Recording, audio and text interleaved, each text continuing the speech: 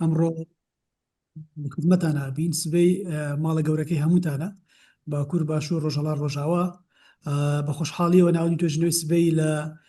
مانگی دوانزەی ساڵی 2023ەوە توانیمانە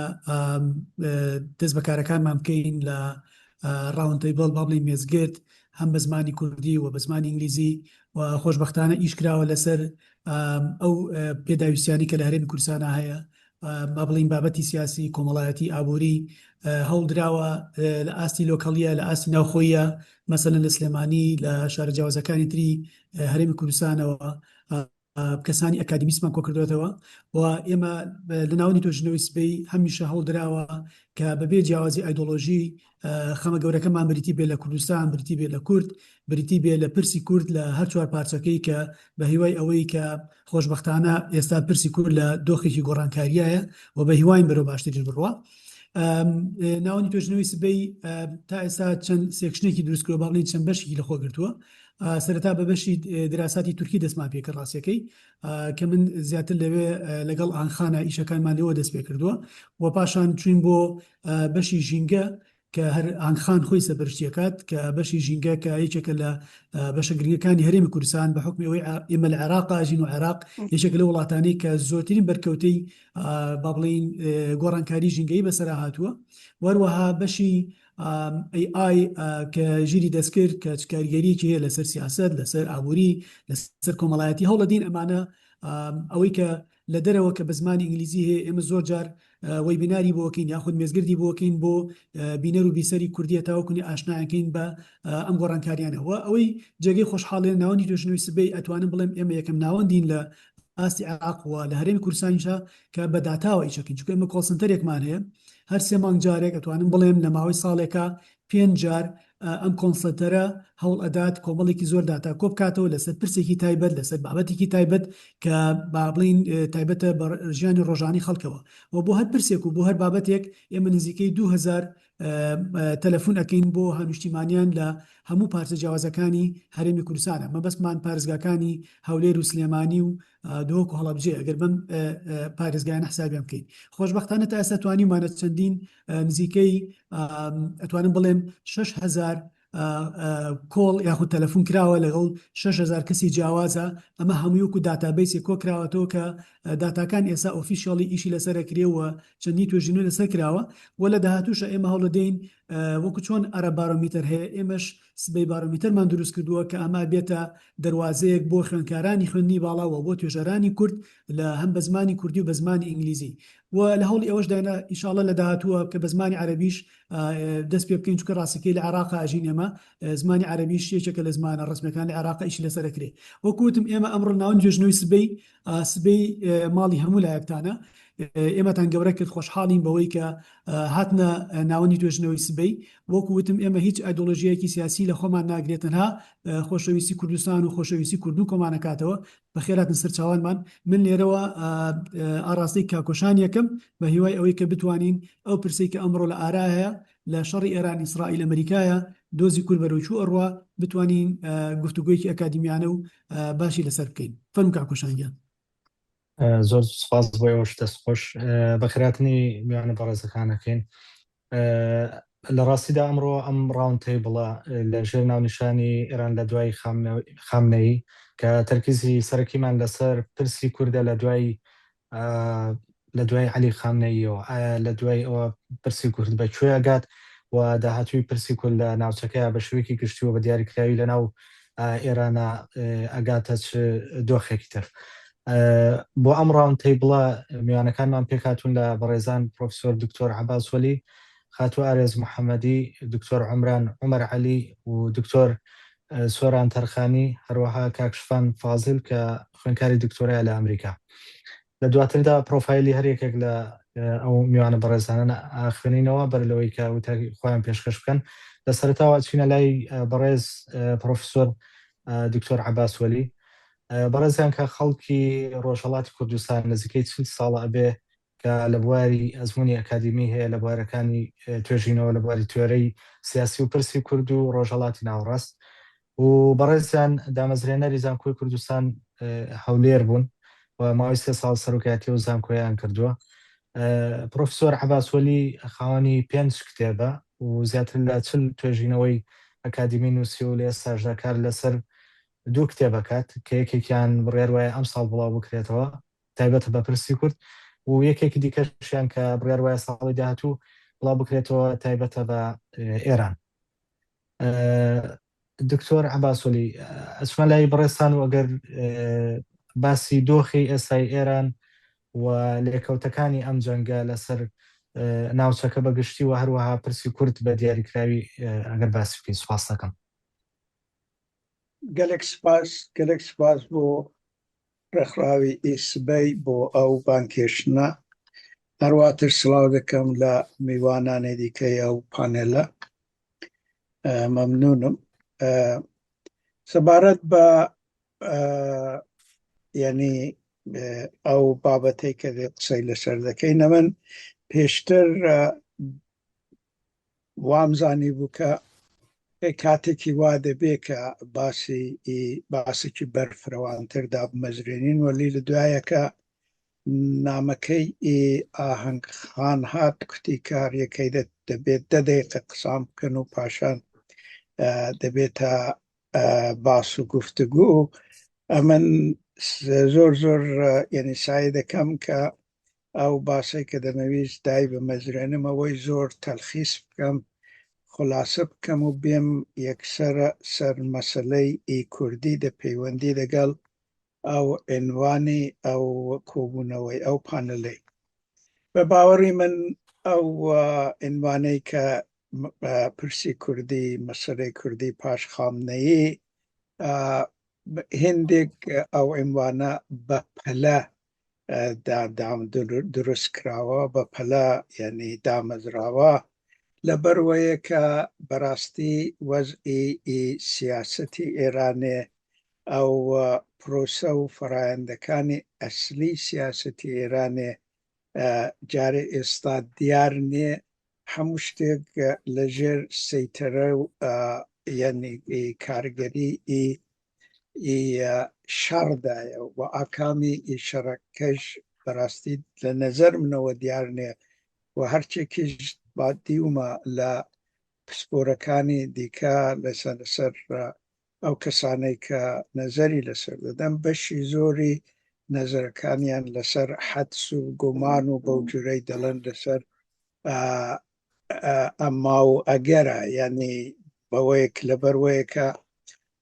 ئاکامی ئەو شەڕی جارێ ئێستا دیار نییە، ئەوەی کە ئێران چی بەسەر دێ، ئەو شەڕە بەکوێ دەگا، ئەوانە هەموو دەتوانێت زۆر کارگەری ئەساسی لەسەر مەسەلەی کوردی لە ئێرانێ لە ڕۆژهەڵاتی هەبێت. ئەوەی کە ئەساسیە دێرەدا ئەو لای کە یعنی شەڕەکەی بەڕێوا دەبا بە ئیستیلا یعنی ئەمریکا و ئیسرائیل لە نەزەر نیزامیە ئەو جورە کە دیارە لە نەزەر نیزامی و ئەسکەری و میلیتاریەوە بە باوەڕی من یعنی بەرنامەیەکی دیاریکراویان هەیە، ئەو بەرنامەیە بە ئوسولێکی تایبەت دەبەنە پێشێ. بەڵام لە نەزەر سیاسیەوە ئەو مەسەلە ئاسان ئاوانێ، بە باوەڕی من لە ئەوەی کە دەتوانین نەزەر سیاسیەوە بڵین ئەو وڵایەی شەڕەکە یعنی ئەمریکا و ئیسرائیل ئەگەر یعنی بمانەوێ چەمچێکی پەیدا بکەین کە ئەوەی بەڕاستی بەو شێوەی دیاری بکە، ئەوەی نوێنەرایەتی بکات، بڵێن کە لە نەزەر سیاسیەوە شەڕەکە تووشی ئیبهامێکی استراتیژیکە، یعنی جورێک ناڕوونی استراتیژیک لە تەرەفی ئەمریکا و ئیسرائیلێدا هەیە. جاگەر لێرەش کە دەڵم ئەمریکا و ئیسرائیلەیە دە و چارچەوەیدا لێکبەستنەوەی وانە لە بابەتی چێوە، لە بابەتی نیزامی و هەتا ئێستا دیارە یەکگرتوو بۆ، بەڵام لە نەزەر استراتیژی سیاسیەوە ئەوەی کە بەڕاستی هەر کامەی چه ئامانجێکیان لەو شەڕی هەیە زۆر جیاوازە. جا بۆیە ئەوەش بۆ خۆی مشکلێکی ئەساسی دێنێتە پێشێ معلوم نێ کە ئایا ئەو شەڕە بە تەوافق و سازشی هەرتوچیان بە یعنی خاتمەی پێدێ یا ئەوەیە کە ئەمریکا لەبەر بەرژەوەندەکانی ئیتایبەتی خۆی کە بەرژەوەندەی ناوچەیی و هەرواتر نێونەتەوەیە ناتوانێت هەتا ئاخری لەسەر ئەو شەڕەی بەردەوام بێ و دەبێت دەخادە لە جگایەکیدا لە نقطەیەکیدا لە ئیسرائیلی لەو شەڕەیدا جۆ ببێتەوە وەگەر جۆ ببێتەوە تەکلیف و عاقبەت و ئاکامی نظامی شەڕەکە چ دەبێت ئەوانە مەسائلێکن کە تا ئێستا ئەوەندەی ئەمن دەزانم زۆر ناڕوونن و ئەو شتانش کە یعنی لە تەمەشای دیسکۆرس و بەسلا گوتاری واشنگتۆنی بکەین ئەو گوتارە حتا دەزمان لە ئیبهامیش جاری وایە تێدەپەڕێەوە جوورێک سەر لێشێواوی استراتیژیکی تێدایە ئەو سەر لێشێواوی استراتیژیکە داوتەکانی ترامپیدا وەزیری شەڕ و بەرگریدا دا وەزیری دەرەوەدا لە ڕاوێژکاری ئەمنی نەتەوەیی ئەمریکایەدا ناشنال سکیوریتی کاونسلی ئەمریکایەدا ئەوانە هەموو دیارن ئەمە یەک خەت یەک وتە یەک استراتیژی یەک ئاکام یەک ئامانج دێرەدا بەڕاستی نابینین هەر ئەوڕۆکانش ترامپ قسەی دیکەی کردو دوێنێ قسەی دیکەی کردو و لە نەزەر ئیسرائیلەوە خەتێکی ڕاستە ئیسرائیل ئامانجەکانی دیارە ئەو خەتەی گرتۆ دەچێتە پێشێ و لێوەی کە ئەمریکا تاچوو دەگەڵی دەچێ و مەجبور دەبێت لە چۆ لابدا لەو خەتەی ئەوەش معلوم نییە دیار نێ دیا بەستەجی بەوەیە کە چەندە بەڕاستی وەرژەوەندەکانی ناوچەیی ئەو شتەی یعنی تاسکارگەری هەبێت لەسەر دێرەدا مەسەلەی کوردیش بۆ خۆی گیر و گرفتێکی ئیتایبەتی خۆی هەیە دە پێشدا ئەوەی کە ئایا دە و شەڕەیدا دە محاسباتی ئەو شەڕەی استراتێژیکی ئەو شەڕەیدا کوردان لە چۆن و چ دەکەن و دەبێ چ دەتوانن بکەن و چیان پێدەکرێ و ئایا ئەو مەیدانە ئیجازە دەدا ئەوانە بکەن یانە تا ئێستا لە مەوردی لەبارەی کوردەکانیشدا ئەمریکا چەندین بۆچوونی ئیتایبەتی بەماداوە لەلایەکیدا دەڵێ بچنە ژوورێ لەلایەکیدا دەڵێ نەخێرمە چنە ژوورێ لایەک دەڵێ ئەمە پشتیوانیان لێ دەکەم لەلایەک دەڵێ نەخێرەمە کارمان بەوانە نییە ئەوانە مەسەلەیەکن لەلایەکی دیکەشەوە شتێکی دیکەش کە ناڕوونەوەیە کە ئەو بەرگریەی کە ئەو مقاومەتەی کە ئێران کردوێتی کە هەتا ئێستا بەشی زۆری یعنی ئەو پسپۆرانەی استراتیژیک بەڕاستی تەعەجوبیان کردو لەوەی خودی ترامپ و ئەو سیاست گوزارەکانی ئەمریکاییش تا حدێکی ئەو ئینتزاریان نەبووە ئەوەش بۆ خۆی شتێکی هێناوەتە پێشێ کە ئایا بالاخره ئەو بەرگریە مەجبور ئەمریکای مەجبور دەکا کە لە ویستە لە مطالبات و ویستەکانی ماکسیمالیستی خۆی دەست بکێشێ یا هەروە پێدا دەگرێت لەسەر یعنی ئەو داخوازەکانی ماکسیمالی حدی ئەکسەری ماکسیمالیستی خۆی کە دەیقەتدا ئەگەر ئێران لە شەڕەشدا چۆکدا نەدا واقعان وێرانی ژنەبێ ئەگەر ئەوانە قبول بکا بە معنای تەسلیمی تەواوە جا خودی کوردەکان بینە سەر خودی کوردەکان بە نەزەری من سیاستی کوردی دە چوارچەوەی ئەوڕۆی ئێرانێدا دە وەزعیدا هاتوتە پێشێ دەتوانێت بە جوورێک ئاملیەت یعنی سابجکتیڤیتی خۆی حفظ بکە کە ئەگەر یعنی دەبێ بە جوورێکی ئەو ئێشت بکە کە یعنی لەلایەکەوە دەبێ حدی ئەکسەری حەول بدەن کە ئەهداف و ئامانجەکانی هێزەکانی کوردی کە ئەلان یەکیان گرتووە دە چوارچەوەی ئێتلافێکی شەش لایەنیدا لێرەدا حەدی ئەکسەری ئەوە کە دەگەڵ ئامانجەکانی استراتێژیک ئەساسی تا ئەو جگای کە دەتوانن بۆ ڕوونی بکەنەوە.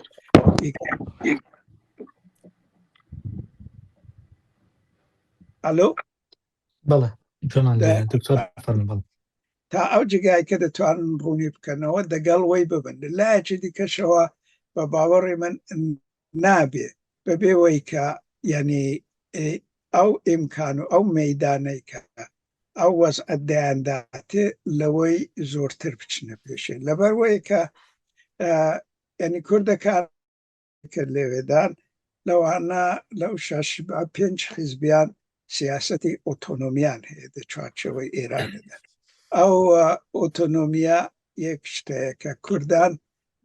تقریبان تەواوی ئەو 6 حیزبانە ئەوەندەیە من دەزانم بخۆیان دەزانن کە ئەو ئۆتۆنۆمیە ئەو پلانی ئۆتۆنۆمی چوارچێوەی ئێرانێدا سرفان بەدەستی خۆیان بۆ خۆیان ناتوانن بەتەنێ ینی بەشقەت کوردەکان بخۆیان دای بمەزرێن و دەبێ هەلومەرجێک بێتە پێشێ کە ئەو هەلومەرجە بەشێکی زۆری دەگەڕێتە سەرەوەی کە ئێران وەزعەکەی چۆن دەبێت ئەگەر دەڕوخێ چۆن دەڕوخێ ئەگەر ناڕوخێ و دەمێنێتەوە چۆن دەمێنێتەوە و چه ئیمکاناتێک بۆ کوردەکان دە و چوارچەوەیدا دەبێت. بە نەزەری من سیاسەتی ئۆتۆنۆمی لە ئێرانێ دوو هەلومەرجی ئەساسی دوو شەرتی ئەساسی هەیە. یەکیانەوەیە کە یا دەبێ پاش ڕوخانێ ڕژیمی ئێرانێ دەبێ دەوڵەتێک هەبێ ئەوەندە ڕوحێکی دموکراتیکی هەبێ کە بتوانێ ئۆتۆنۆمی کوردی بە باوەشێکی ئاوەڵە ئەوەی قوڵ بکە. ئەمنەوەی زۆر بە زەحمەت دەزان. لە لایەکی دیکەشەوە ئەوە دەبێ یا دەبێ پرسی کوردی و بەرژەوەندی بە استراتژی هێزەکانی کوردی بە جوورێکی دەگەڵ هێزەکانی دموکراسی خواز لە ئێرانێ بە جوورێکی تێک هەڵ ببێ کاوان مەسلەی ئۆتۆنۆمی کوردی بەشێک لە ویستەکانی دموکراتیکی خۆیان لە ئێرانێ بزانن. ئەوەش بەو سەرش لێ شێواویەی کە بینی هێزەکانی دموکراسی خواز لە ئێرانە هەیە ئەلان بە زەحمەت دەزان. بەڵێ دکتۆر جان زۆر زۆر سپاس بەڕاستی شتی زۆر زۆر گرنگت ئاماژە پێدا بە خێرایی داوای لێبوردن نەکەین لەبەرەوەی کاتێک کەممان لەبەردەیە. ئێستا دەرفەت ئەدەین بە میوانە بەڕێزەکان ئەگەر پرسیارێکیان هەبێ بۆ دکتۆر عەباس ئەتوانێت پێشکەشی ئەگەر پرسیارێکیانی ئەتوانن ئاراستەی دکتۆر عەباسی بکەن زەحمەت نەبێ. ئەگەر پرسیار نییە من ڕاستی پرسیارێکمە بوو لەسەر ئەوەی ئایا ئەگەر وەکو بەڕێستان ئاماژەتان پێدا هێشتا داهاتوو دیار نییە کە ئاەتی ڕوادا لەبارەی ئەو جەنگەوە و داهاتووی ئەم جەنگە بەکوێگات لە حاڵەتێکدا ئەگەر ڕژێمی ئێستا ئێران نەڕۆخا ئایا کاردانەوەی ئەو ڕژێمە بەرامبەر بە کورد بە شێوەیەکی گشتی لە ناوخۆی ئێران و لە دەرەوەشی بە دیاریکراوی لەسەر باشووری کوردستان ئەبێت چۆن بێت پێشبینی چیەکەیت بەڕێستان ئەگەر لە ماوەی 2-3 دقەیە وەڵاممان بدەیتەوە سپاس دەکەم. ئەوەی کە ڕژیمی ژەگەر نەڕوخا تازە ینی هەر یەک فۆرم و شکل نایەتە پێشێ ئەوەی نەڕوخا یەک فۆرمێەوە دەبێت کە هەرە و جوورەی کالان هەیە ینی ئەو مجتەبای خامنەی و داواخێدانی سپای پاسداران مجتەبای خامنەی سەرۆکاتی و دەگەڵ سپای پاسداران سیستمەکەی هەرە و جوورە بەرەگا بەرن کە بابی بەرەکەی دەبێت. یەک ڕێگە ئەوە یەک ئیمکانە وەلی احتیمالی کەمە چونە من فکر ناکەم ئەمریکا یا ئیسرائیل ئەوەی تا ئەو حەدەش دابەزن لە پرسیارکە ئەوەی قبول بکەن. ئەگەر چی دەڵم دە موردی ترامپێدا بەڕاستی زۆر کەم دەتوانێت ینی سقەت بە وەزعێکی هەبێ. ئەوە یەک. دووەمەوەیە کە ممکنە ئەمە بینە و تێزەی کە لە ئێرانێ پێی دەڵەن تێزی ئیستیحالەی دەرونی ئیستیحالەیانی گۆڕانکاری دە خودی ڕژیمیدا بێ کە ئەوە گۆڕانکاری دە خودی ڕێژیمیدا ئەگەر ببێ ئەوە دوو حاڵەتی هەیە یا بە یارمەتی و بە ژێر چاودێری و و بە ئیستیلا لەژێر دەسەڵاتی ئەمریکایەدا دەکرێت دەوەجێ دەکرێت یا ئەوەیە کە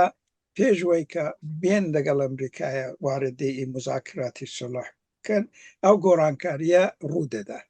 دەوەجێ دەکرێت ئەوانە شتن ئەمن فکر دەکەم احتمالی ئەوەی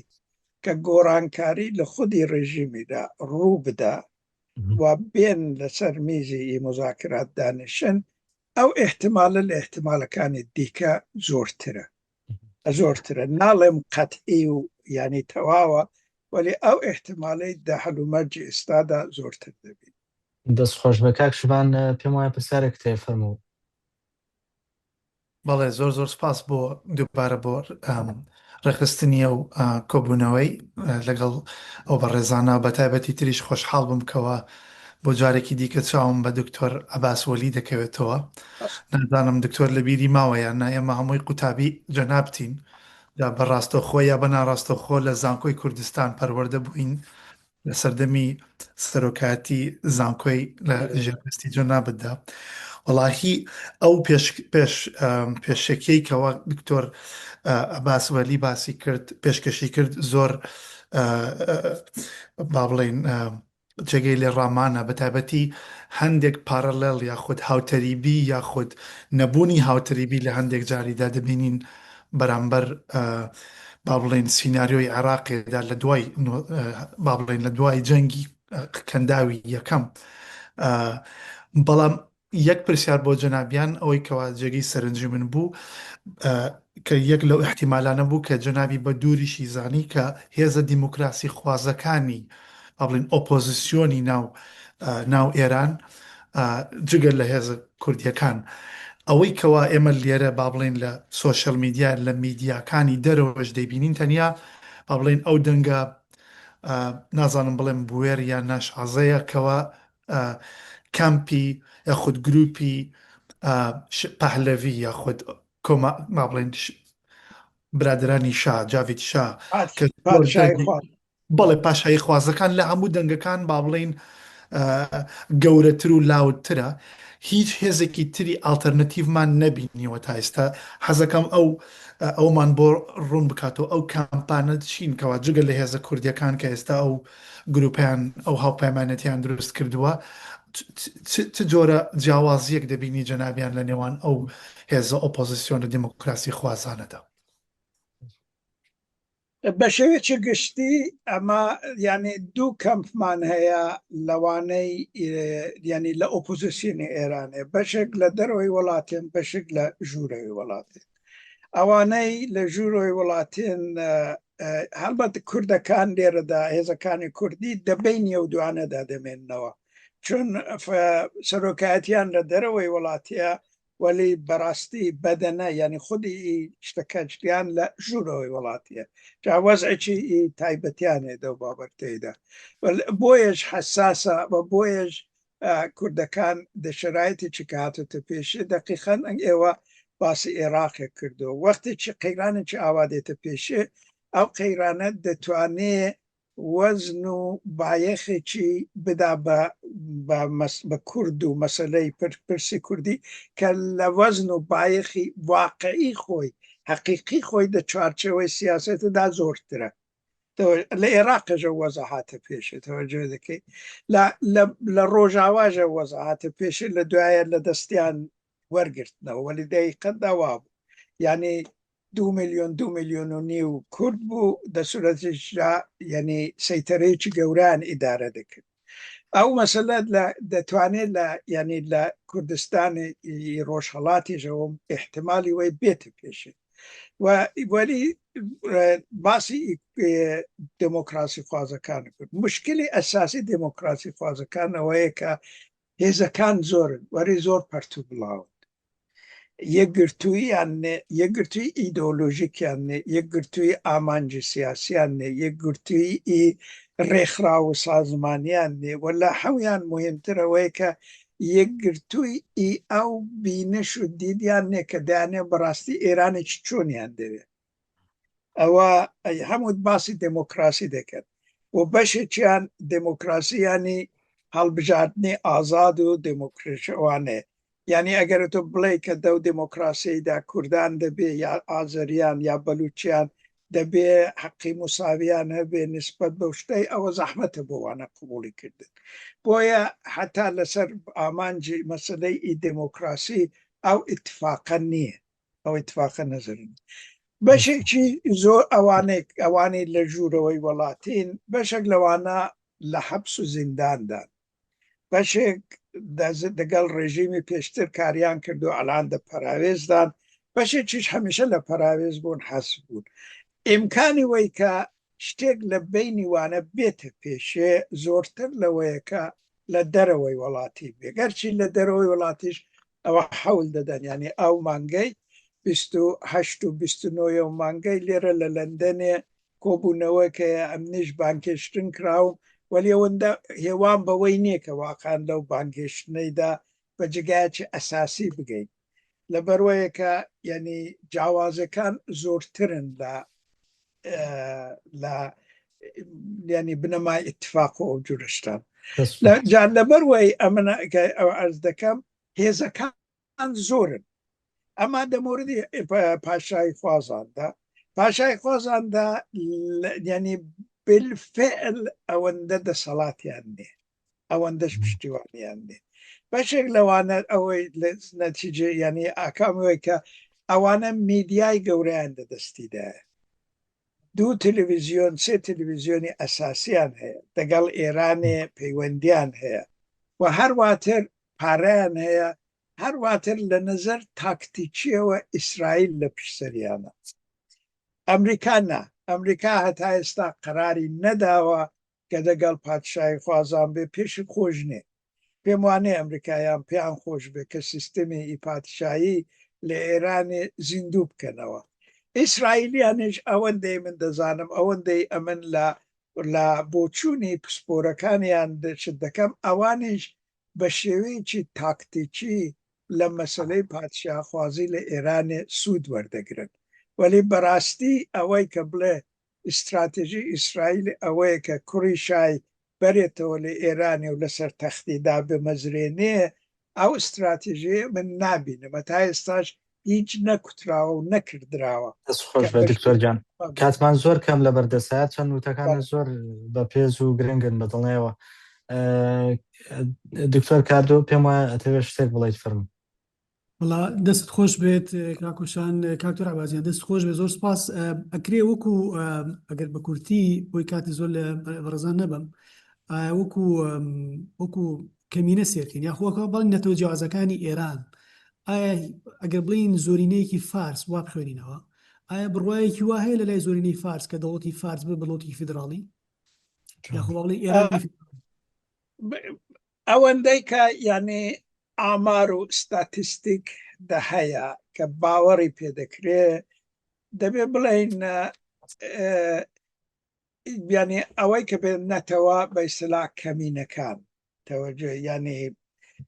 کوردەکان بەلوچەکان یعنی غەیری فارسەکە بە ئەوەی بڵێمەوە دەقیقترە نەتەوەکانی غەیری فارس کورد و بەلوچ و عەرەب و ئازەری و تورکەمەن و ئەوانە تقریبا ناواشتێک بینی 45 تا یان نیوەی جەماوەری ئێرانێ ینی زۆرە ئەوە زۆرە یەکجار زۆر ینی ئەگەر ئەوانە پێکەوە ئیتفاق بکەن هیچ ئالتەرناتیڤێک لە ئێرانێ ناتوانێت بە بێوان دامەزرندرێ ینی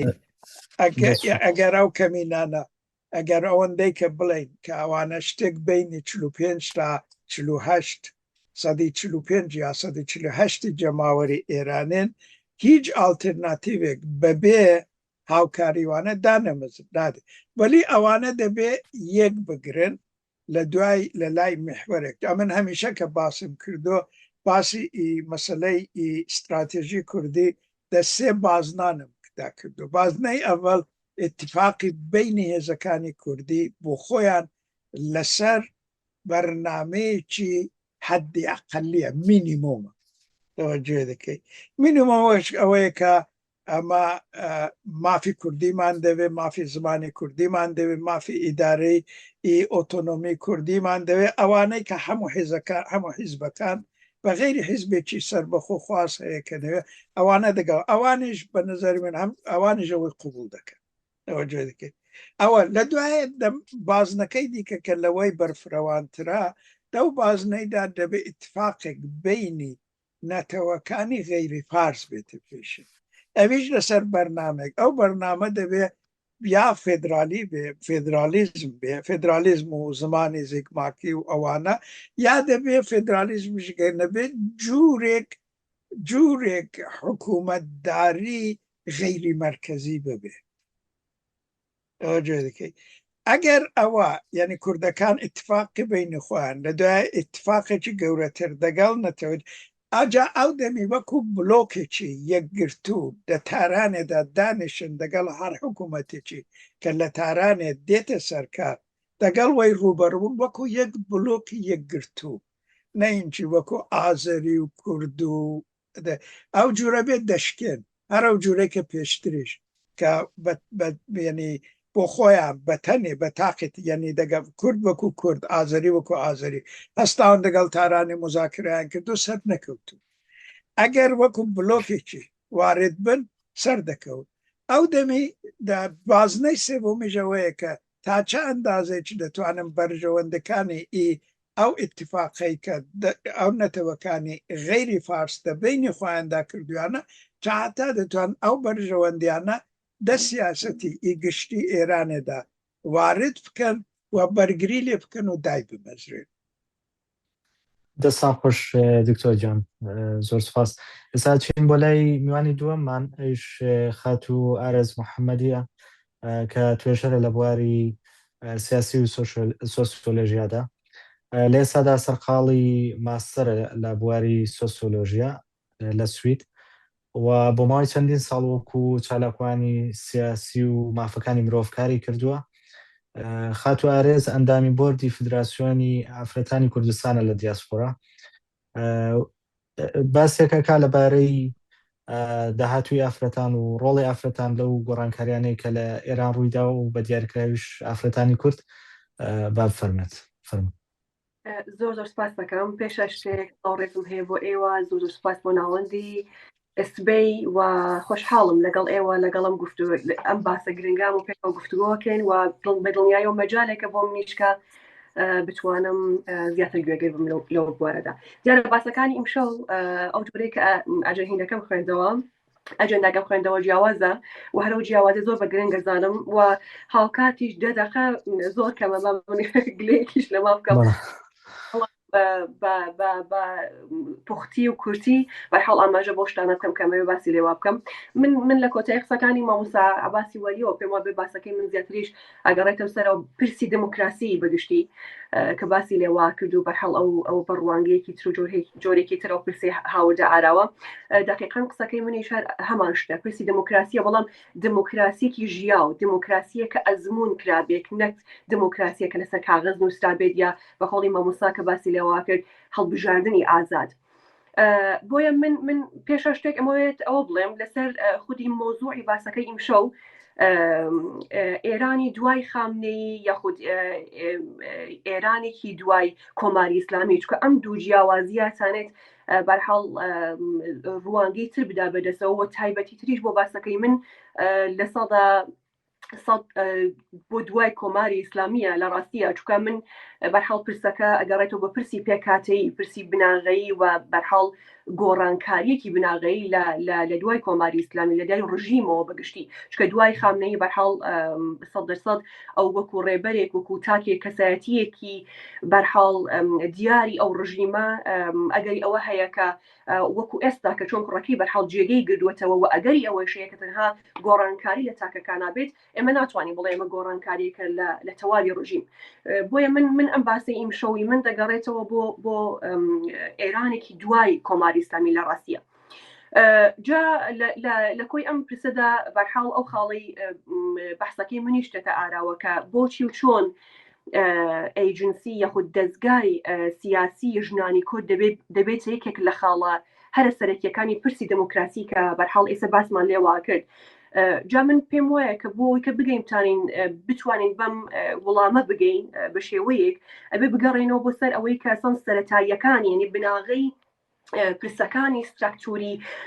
ئێران لەسەر چی دامەزراوە ئەڵێن ئێران لە چوارچێوەی ڕژیمی هەنووکەیە وەتا ڕژیمی کۆماری ئیسلامی. من پێم وایە کە کۆماری ئیسلامی بەرحاڵ دیارە وەکو ڕوانگەی منەوە وەکو ڕژیمێکی بە ئایدۆلۆژیە ڕژیمێک کە ئایدۆلۆژی دینی و ئاینی بەڕێوەبات و هاوکات ڕژیمێکی ناسیۆنالیستی ناوەندخواز ئەم دووشتە لە چوارچێوەی کۆماری ئیسلامی لە ڕاستیدا هەیە. بۆیە کاتێک لە ئەم دوو بناغە سەرەکیە لێ کۆڵیتەوە بەڕای من پرسی جەندەری و پرسی نەتەوەیی ئەتوانێت دوو پرسی سەرەکی بێت لەوەی کە ئێمە باس لە دموکراسیەکی دوای کۆماری ئیسلامی واکەین، باس لە داڕشتنی جۆرێکی تر لە سیاسەتەواکەین کە دوای کۆماری ئیسلامی ئێمە گەرەکمانە. بەرحاڵ پرسی جەندەری لەبەرەوەی کە بەرحاڵ ڕژیمی ئێران ڕژیمێکی ئیسلامی و ئایدۆلۆژیە کە تەواوی قانون و یاساکانی لەسەر یەکەم جار یعنی کاتێک یەکەم ساڵی 1357 کاتە هاتە ئاراوە ئەو بە حجابی زۆرم لێ بەرحاڵ دەستی بە قانونەکانی خۆی کرد کە چەسانەوەی ژن بوو و دواترەکانیش پرسی نەتەوەی ئێران کە نەتەوەکانی ئێران باشترێک وایە بڵێم کە فۆرمی جوگرافیای ئێران دروستەکە بەرحاڵ ئەویش هاوکات وەکو ناسیۆنالیستێکی ناوەندخواز زاهر بوو و ئەم چوار دەیە لەسەر ئەو دوو تەوەرە بە تایبەتی فکوسی بووەوە کاری کردووە. بۆیە لە ڕوانگەی منەوە ئەو دوو پرسە بەرحاڵ یەکجار گرنگن. جا لەم نێوەدا کە باسی لێواکەین باس لە پرسی ئەیجنسی یەخۆت دەستگای سیاسی ژنانەوەکەین من پێم وایە کە کاتێک باس لە ماکەین ینی فۆرمالیزەکردنی سیاست ینی ئەوەی کە پەیوەندی ناوەند لەگەڵ پەراوێز ینی ئەوەی کە پرسی شوناس پرسی دابشکردنی دەسەڵات ینی هەموو ئەمانە لە ڕاستیە لە خۆیەوە بێت. بۆیە بە یەک دێڕەتوانم بڵێم کاتێک باس لە پرسی دموکراتی لە ئێرانەوەکەین بێگومان پرسی نێتەوەکان یەکجار پرسێکی گرنگە کە بتوانێت ئەمە بێنێتە ئاراوە و تایبەتی تریش پرسی کورد کە بەرحاڵ مێژوو یەک ساڵهای مێژووی لە خەباتی سیاسی و کۆمەڵایەتی خۆیان هەیە ئەمە تەنێت خاڵێکی گرنگ بێت. جا لەم نێوەدا ئێمە کاتێکە وەکو لێکۆڵەرانی کورد وەکو پرسی کورد زۆر جادینە ئەم باسەوە قسەی لەواکەین ئیسا لە ڕوانگە ژێۆپۆلیتیکەکانەوە لە ڕوانگە دامەزراریەکانەوە زۆربەی کات ئێمە پرسی ژنی کورد لە بەشداری سیاسیە ئێمە بەرحاڵ ون ئەکەین ینی ئەو پرسە بە جۆرهایی کە خینە پەراوێزەوە ینی پەراوێز خستنەکەشی نەک بۆ معناکە باسی لێوە نەکرێت بۆ چەنە مەجای پێدرێت کە قسەکە مەجای پێدر بێتە بەرەوە بەشداری بکە. بەڵام ڕوانگەکەی ئێمە تاکو ئەمڕۆ بە نەزەری من ڕوانگێکی هەڵە بووە چونکە ئێمە زۆر کاتکە لە ناو پرسی سیاسی کووردا پرسی نەتەوەیی کووردا پرسی کۆمەڵایەتی کووردا کاتێک باس لە پرسی جەندەرەکەین کاتێککە باس لە پرسی ژنان ئەەکەین زۆربەی کات ئەوان وەکو سمبۆل ناوەبین سمبۆلێکی مقاومەت وەکو بەرخۆدان وەکو خەباتگێڕێک ئەمانە شتاکی خراپ نین لە ڕاستیە چونکە ساڵهای ساڵە ژنی کورد هەم لە شاخە بووە هەم لە شارا بووە هەم پێشمەرگە بووە هەم دامەزرێنەر بووە هەم مایکی بەدەست بووە هەم لە بەرحاڵ کۆڕ و کۆبوونەوەکانە بووە و ئێستاکەش ژنانێکی یەکجار زۆر هەن کە لە ئاسی باڵی خوێت ناخوێن و ئەوان خەریکن سیاسەتەکە داڕێژنەوە. بۆیە بە سمبولکردن من پێم وایە ئەگەر تەنها هەوڵ بدەین کە ئەوان وەکو هێمای بەرخۆدان و خەباتگێڕی ناو ببین ڕەنگە دەوری سەرەکی ئەوان بەرحاڵ وەکو ئەکتەرێکی سیاسی کە ئارگومنتی من ئەوەیە ون بکات و تەنها وەکو سمبول و وەکو هێمایەک بهێڵێتەوە نەهێڵێت کە بەشدار بێت لە داڕشتنەوەی داهاتووی سیاسی وڵاتە داڕشتنەوەی داهاتووی سیاسەتی نەتەوەکە لە ڕاستیە. بۆیە من پێم وایە کانی بە کورتیمێ ئەو بڵێم کە ژنی کورد ئەکتەری سیاسیە لەم کاتانێ فقط هێما نییە سمبول نییە ئەکتەریسکی سیاسی چالاکە و کاتێککە باس لە ئەکتەربوونی بەرحاڵ سیاسی ژنانەکەی ینی ئەوان داڕێژەری سیاستن ینی ئەوان مەجالێک ئەوادن کە سیاستەکە دابڕژێتەوە وادا خاوەن ئەجندای سیاستن و ئەمەیە کە گرنگە ئێمە بتوانین لە هەر پرسێک و خواستێکە کە تایبەتیتر لەسەر پرسی کورد قساکەین و تایبەتی تریش وەکو ئاڵوگۆڕی ئێستای بەرحاڵ ئێران وە پرسی نەتەوەی لێواکەین من پێم وایە ئەمە پرسێکی زۆر زۆر گرنگە جا بۆ تێگەیشتن لە دەستگای سیاسی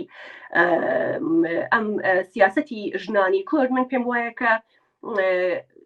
زۆر گرنگە کە ئاوەڕێک لەو پێک هاتە دەسەڵاتداریانە بدەینەوە کە مێژووی بەگشتی ژنی کوردی تیا قاڵب دراوە تایبەتی لە ئێرانە بەرحاڵ من باس لە هەر چوار پارچەی کوردستان ناکەین بەرحاڵە زانین کە بەپێی جیاوازی ناوچەی جوگرافیایی فەرهەنگی کولتوری و تەنانە جۆری خەباتیش ئەمە ناتوانێت کە بەرحاڵ جۆری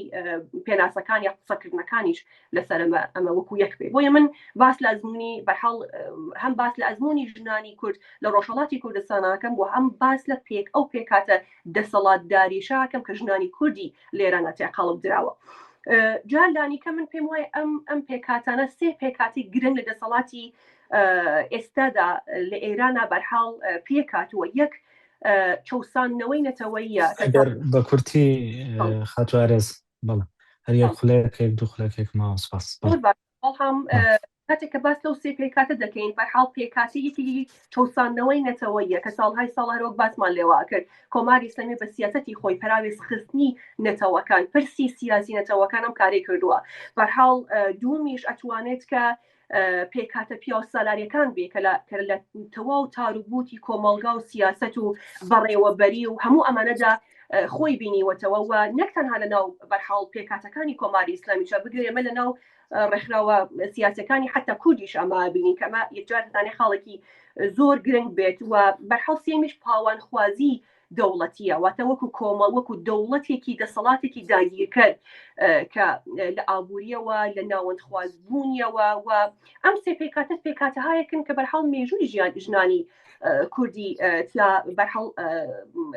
لە قەڵەم دراوە و باسی لێواکرێت بۆ ئێمە کاتێککە باس لە داهاتوو باس لە دموکراسی باس لە پێگەی سیاسی کورد لە ئێراناکەین بێگومان ژنی کورد دەتوانێت دەورێکی باش بگیڕێت ئەویش بەپێی مێژووی خەباتی خۆی بەپێی ئەو پێکاتانە و ئێمە تەنانەت ئەتوانین لە تێۆری ئینتەرسێکشنەڵەتی زانستی کۆمەڵاتی کەڵبوو بگرین بۆ داڕشتنەوەی بەرحاڵ ئەم پێناسێ و بتوانین کە پرسی دموکراسی لە داهاتووی ئێرانە بەرحاڵ پێی پێناسە بکەین چونکە کاتێک کە باس لە بەشداری سیاسی ژنانی کوردەواکرێت ئەوان باس لە داڕشتنەوەی نەزمێکەکەن کە سیاسەتی بە کۆمەڵ کەرامەتی ئینسانی پەیوەندی تاک بە دەسەڵات پەیوەندی ئەوان لەکوێی ئەم دەسەڵات دەرەدا هەن خەریکی باس لێواکەن بۆ لە چوارچێ ئەمە زۆر پرسیار دێتە ئاراوەکە یەکی لە پرسیارەکانی ئەوەسە کە ئێمە ئەبێت گرنگی بەوە بدەین کە ئەفەن ئێمە لەم نەزمە سیاسی کە دواترەکان و لە دوای کۆماری ئیسلامیەوە گەرەکمانە چەند نەزمێکی سیاسیەکە بتوانێت دموکراسی بێتە ئاراوە دەست خۆش خاتوارێز نازانم ئەگەر لەگەڵمان مابیت سەوڕەکەم لەگەڵمان مایتوانێت کێشەیەکی ئینتەرنێت لەوانەیە هەبێت گوێ لێمانەوانێ خاتوارێز بەڵە زۆر سپاس بۆ ئەو فۆکەسەی کە لەسەر مەسەلەی پرسی ئافرەتان کردێت و ژنان لە ئێران و ئەو تەسەوڕاتی بەڕێستان لەسەر داهاتووی ئێران ئەگەر کۆماری ئیسلامی ئێران نەبێت بەڵام ئەو پرسیارە ئەەکەم جۆرێک لە ڕەشببینی بە قسەکانتەوە دیار بوو کە پێشبینیەوەکەی تەنانەت لە دوای کۆتایی هاتنی کۆماری ئیسلامیشەوە هێشتا ئەبێ هەوڵی ئەوە بدرێت کە جێگای بکرێتەوە بۆ مافەکانی ئافرەتان لەو دەوڵەتەیە ڕەشببینیت بەرامبەر داهاتوویەکی لەو شوەیان پێشبینیەوەکەیت کە لە دوای کۆماری ئیسلامی دۆخی ئافرەتان باشتر بێ بڵام من باس لە تەنها مافی ژنان ناکەم لە ڕاستیە من باس لە بەشداری سیاسی ژنانەوەکەم باس لە بەشداری ژنان لە داڕشتنەوەی داهاتووی ئێراناکەم لە داڕشتنەوەی داهاتووی کۆمەڵگای کوردستانەوەکەم چواردەیە کۆماری ئیسلامی و تەنانەت پێش ئەویش کە دەسەڵاتداریهای پاشای خوازانەش بوون هیچ کامێکیان دەوری هەموو کاتی ژن پلە دوو بووە لە هەموو بووە بەڵام ئەمە ساڵهای ساڵە خەباتی ژنان لەوێەوە تایبەتی تر خەباتی ژنانی کورد کە بەرحەڵمە بەسی زیاتری من لێرەیە ئەمە دەرەخات کە ئەوان تەنها ڕۆڵێک ناگێڕن بۆ مافی خۆیان ئەوان ساڵهای ساڵە لەبەرەی دموکراسی داخوازی دموکراسیا بوون ساڵهای ساڵە لەبەرەی خوازی پرسیینەتەوەی و سیاسیا بوون بۆیە بێگومان کە باس لە من داهاتووی ئێرانێکی دوای کۆماری ئیسلامیەوەکەم ڕەشبین نیم بە دڵنیاییەوە بەڵام بێگومانیش بەپێی ئەوەی کە چواردەیە دامەزراوەیە کە ساڵهای ساڵژنوانی بەدەستە دووداناوە و بەرحاڵ ئێمە لە کۆڵ کۆمەڵگەیەکی پیاسەلاریشە ڕوبەڕووین ئەبێ هەوڵێکی زیاتر و جدیتر بدرێت کە پێگەی ژن لە داهاتوی سیاست و داڕشتنەوەی سەسی داهاتوە بەرحاڵ ببینەرێ دەست خۆش بە خاتوارێز ئەگەر میوانە بەڕێزەکان پرسیارێکیان هەبێت جینا ئەچینە لای میوانێکی ترمان بەڵێ ئەچین بۆ لای دکتۆر عمران عمر عەلی کە بەڕێزیان هەڵگری بڕوانامەی دکتۆرا و ماستەرە لە سیاسەتی بۆ بڕێن لە سیستمی سیاسی و پابلیک پۆلیسی و لە ئێستادا سەرۆکی سەنتەری توێژینەوەی ئاشتی و چارەسەری ملمەلەکانە لە زانکۆی دووەک دەیەوێت سەرنجی خۆی بخاتە ڕوو لەبارەی ئەم گۆڕانکاریانی کە لە ئێستادا لە ئێران ڕوەدان و ئەم جەنگەی کە ئێستا هێشتا بەردەوامیە و چ کاریگەریەکەیە لەسەر گۆڕانکاریە سیاسیەکان لە ڕۆژهەڵاتی ناوەڕاستە و پرسی کوردیش بە هەمان شێوە بە جەختی لەسەر کاتەوە فەرمون دکتۆرجان جەڵاوڕێز gelek spas بۆ سبەی gelek spas بۆ ئاهەنگخان و کا کوشن کا کاردوو بۆ ڕێکخستنی ئەvê پەنەڵێ و خوشحالم گەل van Akademiya Evrika hazırım. Aslında zanım hemi badini tedgehen an muhalef kem soraniya xu çeki dikelet ket soraniyan. Nazam hemi tedgehen درسته دوام بابلا فرم سپاس عفو بحكم تايبت من ديومن نه سيستم السياسي نه السلوي بشكيمة يعني سيداتر بيواندي ناف دولتينا حست كم أفريقيا بجداريا من في بواري دافيد يعني كاو جوران كاري ناف دولتي سر مستوى ناف دولتي وسر مستوى رجالات نافراست وشنيكا هم بحث هندي بكين كاتش كارتي كرنا خوده هبيت حقا جماعتي وخاصة دكتور عباس ولي تقصير نكر يعني قالك جان بحث كر بس امناشن بحثي كيشو كردي بكين اش خارجي اطار گوران كاريين سياسة ناف دولتي وهم جاركا ديا وگوران كاريين بيش بيني تنكرن الرجالات نافراست حقيقة السرقاست ناف دولتي يعني بشتي ترامب هاتي سر حكمي نبس في جاري يعني جاري كيجي وحطانو كا سياسة ترامبي ولد كاتكو تحالفات جدا جدا برف يعني الدنيا برف تحالفات جدا جدا بن يعني اش معسكري غربي بدر كبن يعني چونكي سياسة خاصة أمريكان فيرست أبايا خاصة فرق ناكبيت برا تجمنتين تقليدي وهفالنتين تقليدي يعني بقرا چه ام بحث ناتو بكين بقرا ام چه بحث أوروبا بكين كافة حليفين هر سركين تقليدي بونا بس مسار يعني ترميوية كي ترميوية دوي يعني هو صديارك وفرق كمازنين لنا برافاندا يعني مجرد أمريكا وقت تبيجي بس أمريكا إذا أنتو بس بحث هندت كي كغيريتا دائما غيريتا سبمشن هبيد يعني بندستي هبيد يعني بو سياسة أمريكا بو مصالحة أمريكا آنجي كم دي بيجين نلا ينجيري بلكو تابع بيد يعني ام بيجين فولوور بيد يعني بو سياسة أمريكا وأفاجي اوتوماتيكي سياسة ناف دولتي دا دي الدولة برفكيري فبتاس نشين بشمت إله يعني أفلو آن صباحی بلکو درش خواهند ده همی دولت برفندی و بعد کده چواشت مصالحت خو پارزید نشرده ایله تابع بید بو امریکا و اوجی ملامحت و هدی دی دیار بین اوروپا گلک ضعیفه يعني اتفاق ناغانو كده در باز بين اوروبا جالك ضعيفه يعني اگر هو صابتشيت اوروبا احتمالش معادله ناف دولتي در كبيد ك نمين تبا چهز يعني چونكي او هيزا و تابعي امريكا او هيزا و ام بيجين حطان كمل كاتش بو امريكا او هيزا و خود بينيت الا خلال ناتو دا دي سركشي امريكا دا كاد بريطانيا وفرنسا وألمانيا شين تحالفك تشيكان المستقبلي داكو ام بجين تحالفات الناف دولتي زيدتر يعني قوران كاري تدا پیدا بي اوه كارتكرنا خوا هاي سر ام دي بحث كين كو رجهالاتا نافراز يعني خاصة كيشو كرديجي هجرم بين سحكين رخي ديجي اوتوماتيكي مع عسكري الشرقي كان بحث تشاينا وكان كان بحث روسيا وكان نبس افا بتر نزيكي كدوبا ونبالكو بتر استراتيجيا يعني وخاصة هند جيتنا في برواندا يعني هند نكا عاملة كي قالك سركية كو أمريكا دويت هنجيك ملكاتش بيت بو سياسة أمريكا وهند شوان دولة ويكي إيران خدان حضارات دائما أو دولة خدان حضارات يعني civilized nation قالك زحمته بيجي submission يعني استسلام يعني استسلام تشتكي محالة بوفان دولتا يعني دائما خد بين برايدن يعني فخرة أخوة نتوائية هي يعني بيجا تشبن يعني نشرت هم بيجين وكي بيجين بس فارس فخر أخوة نتوائية بلكو كرداجي من ضمن إيران فخر أخوة نتوائية هي وهر هصا نتوين ديجي يعني أفاجيك دائما زيكا سبمشن ناكن إذن دي أوجيك محاولة كان تحالفات دي پیدا كان أفا بوچيس في ام بيجين سر مستوى ناف دولتي چونك رجالات النظرات ما ام بيجين ستراكچري وي قالك مشكلات جوهرية دا حالت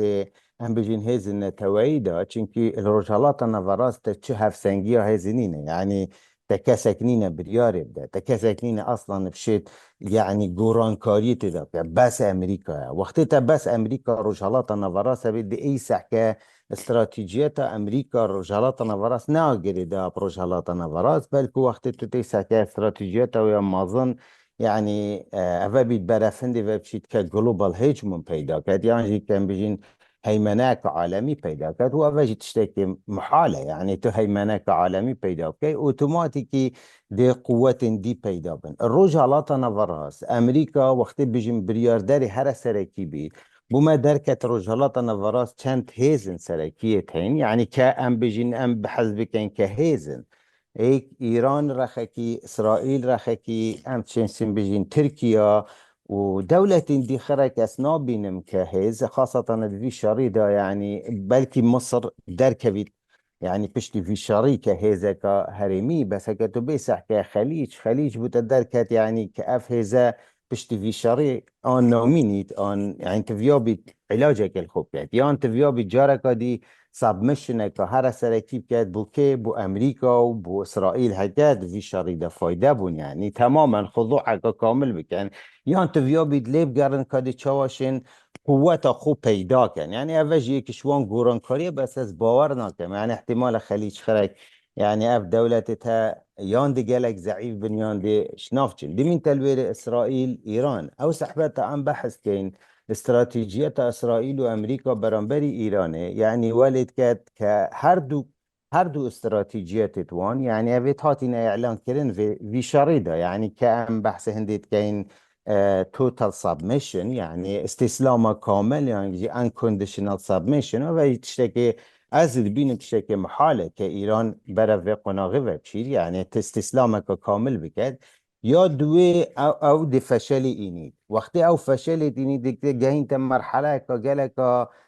ما ترسيدار وجي كفا ام دي چل إيراني كين يعني باشي دي چلي كين هيك هر استسلام نبو دي چلي كين إذا أنت فيها بتدميرك معظم بكت الإيراني يعني تدميرك أوصى كان بحث بكين ويكي حرب العالمية دوي بدجي ألمانيا آنجي بدجي ياباني ولا بكت كوب جاهين توقعنا غيان بجين حتى استسلامك كامل كان خالة دويجي كان بجين يعني أو تصعيد هات يكرن يا استراتيجية إسرائيل يعني هر أم بجين ضربك مفروضة ضربك مظن يا ام بيجين هيمنة تصعيدية يعني ضربك مازن يا 10 جاري ماستر الطرف المقابل كان حتى ولي كان ك ام بيجين جارك دي بجهينا استسلام او جدي مين تفك دي ايران مثلا تشوا ردكت وحتى انه كي جهوص ديارك ايران هيش تنازل نكريش في خالجي اوجي جارك دي مدجهين توي نقطة هاي يا دماهي كي كدد لوجا يعني چه ديار نينا ودكتور عباس قالك جان بحث كده يعني ديارة أمريكا جدا نه هدف ديارة نه اگز استراتیجی دیاره و هر دوشی گلکت ما ترسی دارن یعنی نه گول دیاره که گول امریکا چی تشته برانبر ایرانه و هم جاره کادی نه دیاره کادی در کفتنا وش وی شاری چاوید یعنی آوت کمی ویده چاوید یعنی در انجام ویده چاوید جبرنده ام بجین حالت کیشا کردی یا وان استراتیجیات وگریده ید وان دولته یعنی برف کیر و چیت ایران یعنی او جنتش که واضحه کاده کرد برف کیر و چینش بس خالا کردی و از دیدگه هم یعنی استراتیجیات امریکا ترمه که یعنی 2017 و حطانو کجی ترامپ يعني بحث كم جو بايدن يجيب درخه يعني چه استراتيجيات واضح نبون كقصد من جريداي بيتب كيشا كردي بس هكا تو بيسح كاستراتيجيات حتى يعني استراتيجيات أنا تويا ترامب يا كيجي بخيني يا دوي يجي بخيني دبو تدار كفيد ككرد نبشه كاستراتيجينا سياسة أمريكا ده يعني تشتشت واضح نينا برانبري كردا بلكو في استراتيجيات في دماغي كده يعني أمريكا قالك واضح ديار كده كاحتمال أفا بردنك يعني عبأك يعني أفا شوان كيشانا كلنا محتاجة أما يخوتب كان بلكو أفا في بهنا حل كده إطارك دولة واندا يعني إطارك أقليمي ده يعني بس أفايا چه تشتدينينا چه استراتيجيات واضحنينا بوما دركة 2017 ريفراندوم هرم كردستان بوما دركة الفيد ماهيكي الروج آوا كچوا اف استراتيجيات يعني برداهمه از نابینم يعني مفروض كرد قالك جير بن كو امريكا نه اسرائيل چه استراتيجيات واضحنين بو كردا كأم بحث هندي بكين بو نمونه دولت بونه که یان قواره که سر بخو یان بشه که هر سرکی بیش استراتیجیت وان دولتاش برنده احتمال بس از دا عفو خاله که بتنه واضح بکم بو نقطه الفير مسألة كردي دير ناخه كو ام بحث كين بسش ايرانه بلكو هجر مسألة كردي هاتت مسألة دا ويقوه طبعا تركيا جي دي او اكتر هر سركي بيكا ام بجي نهليت يعني قصدا من كرد شو وجود اخويا ماستر ببيني ناجي بيجي ماكي دولت بونه كي ببيني تيانجي كام بجين قواره كي سربخو چه رجحالاتي بيت چه هر لاينه كي بيت والله بس مدفيا قالك خالتين بحث كين بس شكلت بلازي كاكوشن تمام عزيزي بلانك بوشو ميوانا عزيزي سپاسی جناب لەگەم دکتۆر عمران یەک پرسیارم هەبوو دواتر ئەچمە لای میوانەکانم ئەگەر پرسیارێکیان بۆ بەڕێز دەبێت باسی لەوە کرد هێشتا کورد شوێنێکی نییە لە استراتیژی ئەمریکا بە شوێک لە شوەکان ئایا ئەمە وای کردووە بە جۆرێک لە جۆرەکان بێمتمانەیەک دروست ببێت لەلایەن کوردەوە بەرامبەر بە ڕۆژئاوا بە دیاریکراوی ئەمریکا كاكي كوشن نوكا استا دولة خليجية كان باتوزي بسورانيش قصة كان دولة خليجية كان همويان استا خريكة لو مرحلة دفارين يعني چمت معنى انها بأمريكا بو همويان واضح كمل لمنطقة من هيك ارمان من ناتوانم سعودي يعني او كم حماية السعودية وكم من نكو ناتوانم بل كنايكم يعني او بيردنا لسرخم او عباء لسرخم دروزناكم يعني مليارات صرف كم بو سعودية يم بو امارات يم بو قطر يعني سيديكا وانا همويان زور فرجال بوينا وايلي هاتونا كيستا يعني ايران اتواني همويان لناو ببات وفعلا ايش ايران اتواني همويان لناو ببات يعني بازار بيكي قالكي قولها اتواني اوانا همويان بيكت ناو حالتي ك احتمال لاتينا بمرن يعني او حالتي كدروز ده بي يعني نكر لاستوى يعني او دولة انا ابي تفكير كان يعني تشيب كان لدواي ام شرع استتو بو كرد باسكي من نظري خوم لكرده يعني زور دراسة كردوه لسر او بابته ولقال قتابي كي قوم ماستريك من هين كردوه كحتى شرات دايما بلين مثلا بونمونا كرد بشكل الاستراتيجية امريكا بو ما دركتوه ككرد يعني لمرحلة آلاف ودرنا شوية نبويا بشكل استراتيجي چونكي مستعد نية أمريكا يعني بلا جندي خوي بكوجي لا بيناو كرد إما باسي أودك أري أمريكا مستعدة يعني إسرائيل مستعدة F-35 بنيري مثلا لروجافا بديجي سوريا مثلا لحماية كردكان أو بسياري جوهري بله دكان نيان كرد ونايكنجي تو استا اتوانن مثلا بونمونا لريفراندومي اما امانه بين شركن لقل دولتي عراقي مثلا يان مشكله دروس كان لقل دولتي تركي لبينا وكرده بسياره جوهريه كأما بس اويك الدكتور عباس باسي كده حقيقة مشهرة تخمين دكين وضعي إيران بوشوا أو هلو مرجع دروز بي كوضعي كي لمصلحتي إما دروز بي أو كاتا لمصلحتي إما دروز بي احتمال هي أمريكا وإسرائيل دعمي أو شتبكة لمصلحتي إما أو لمصلحتي أوانا بس هجر خويا بين دعمي أم قضية بكين كبشكل استراتيجية أم دولتانا نبويا ونابج ولا 50 ساڵی ڕابردووە تا ئێستاش ئەبێ دەرس لەوە وەرگین کە متمانە شتێکە ناکرێت لە سیاسەتی ناودەوڵەتی کاتی استراتیجیاتی ئەم دەوڵەتانە دەخێنی یعنی محەممەد جوولانی مەسەلەن بوونمونە لەو تیرۆریستە ببێتە کەسێک کە پەران بڵێ وڵام احتیمادێکی گەورە لەسەر دەکەم لەوەی کە ئێمە شەڕی محەممەد جوولانی دەکەین کە داعش بووە ئێستا دەعمی ئەو بکە لەگەڵێمەتەوە لەو مەرحەلە تێناپەڕێت لمرحلة نا أخلاقي سياسي لسياستي ناو دولتي يعني هيش moral responsibility ليرة درس ده بي يعني زور شتيكي نا أخلاقنا لناو سياستي ناو دولتي بس ما بي يعني لو الروانقة عاطفية سيري أم دولتنا نكي هندي أمريكا بتانيا بلا منطقة هندي استراتيجية أمريكا بو إسرائيل أو بك هيمنة لشرق الأوسط بك إيتر إما لو حالته يعني خما نابينين مناوري سياسي زور ماني إيتر أبي انتظار كمزان أوانا تشي دكن دەست خۆش دکتۆر عمران زۆر سپاس اینجا چونە لای میوانەکانمان لە ئەمریکا سەرەتا چونە لای دکتۆر سۆران تەرخانی بۆی زیاتر باسی هاتە سەر باسی ئەمریکا لەسەر ئەم بابەتە دکتۆر سۆران تەرخانی پرۆفسۆری یاریدەدەرە لە زانکۆی هامتن لە ئەمریکا سەرنجێکی زۆری توێژینەوەکانی لەبارەی زوتنەوەی سیاسی کوردیە و سیستمی هەڵبژاردن و پارتە سیاسیەکان و دەیەوێت ئەمڕۆ باسی سیاسەتی دەروەی ئەمریکا بکات بەرامبەر بە ئێران سوپاس دەکەم فەرموو دکتۆر زۆر سپاس بۆ هەموو لایەک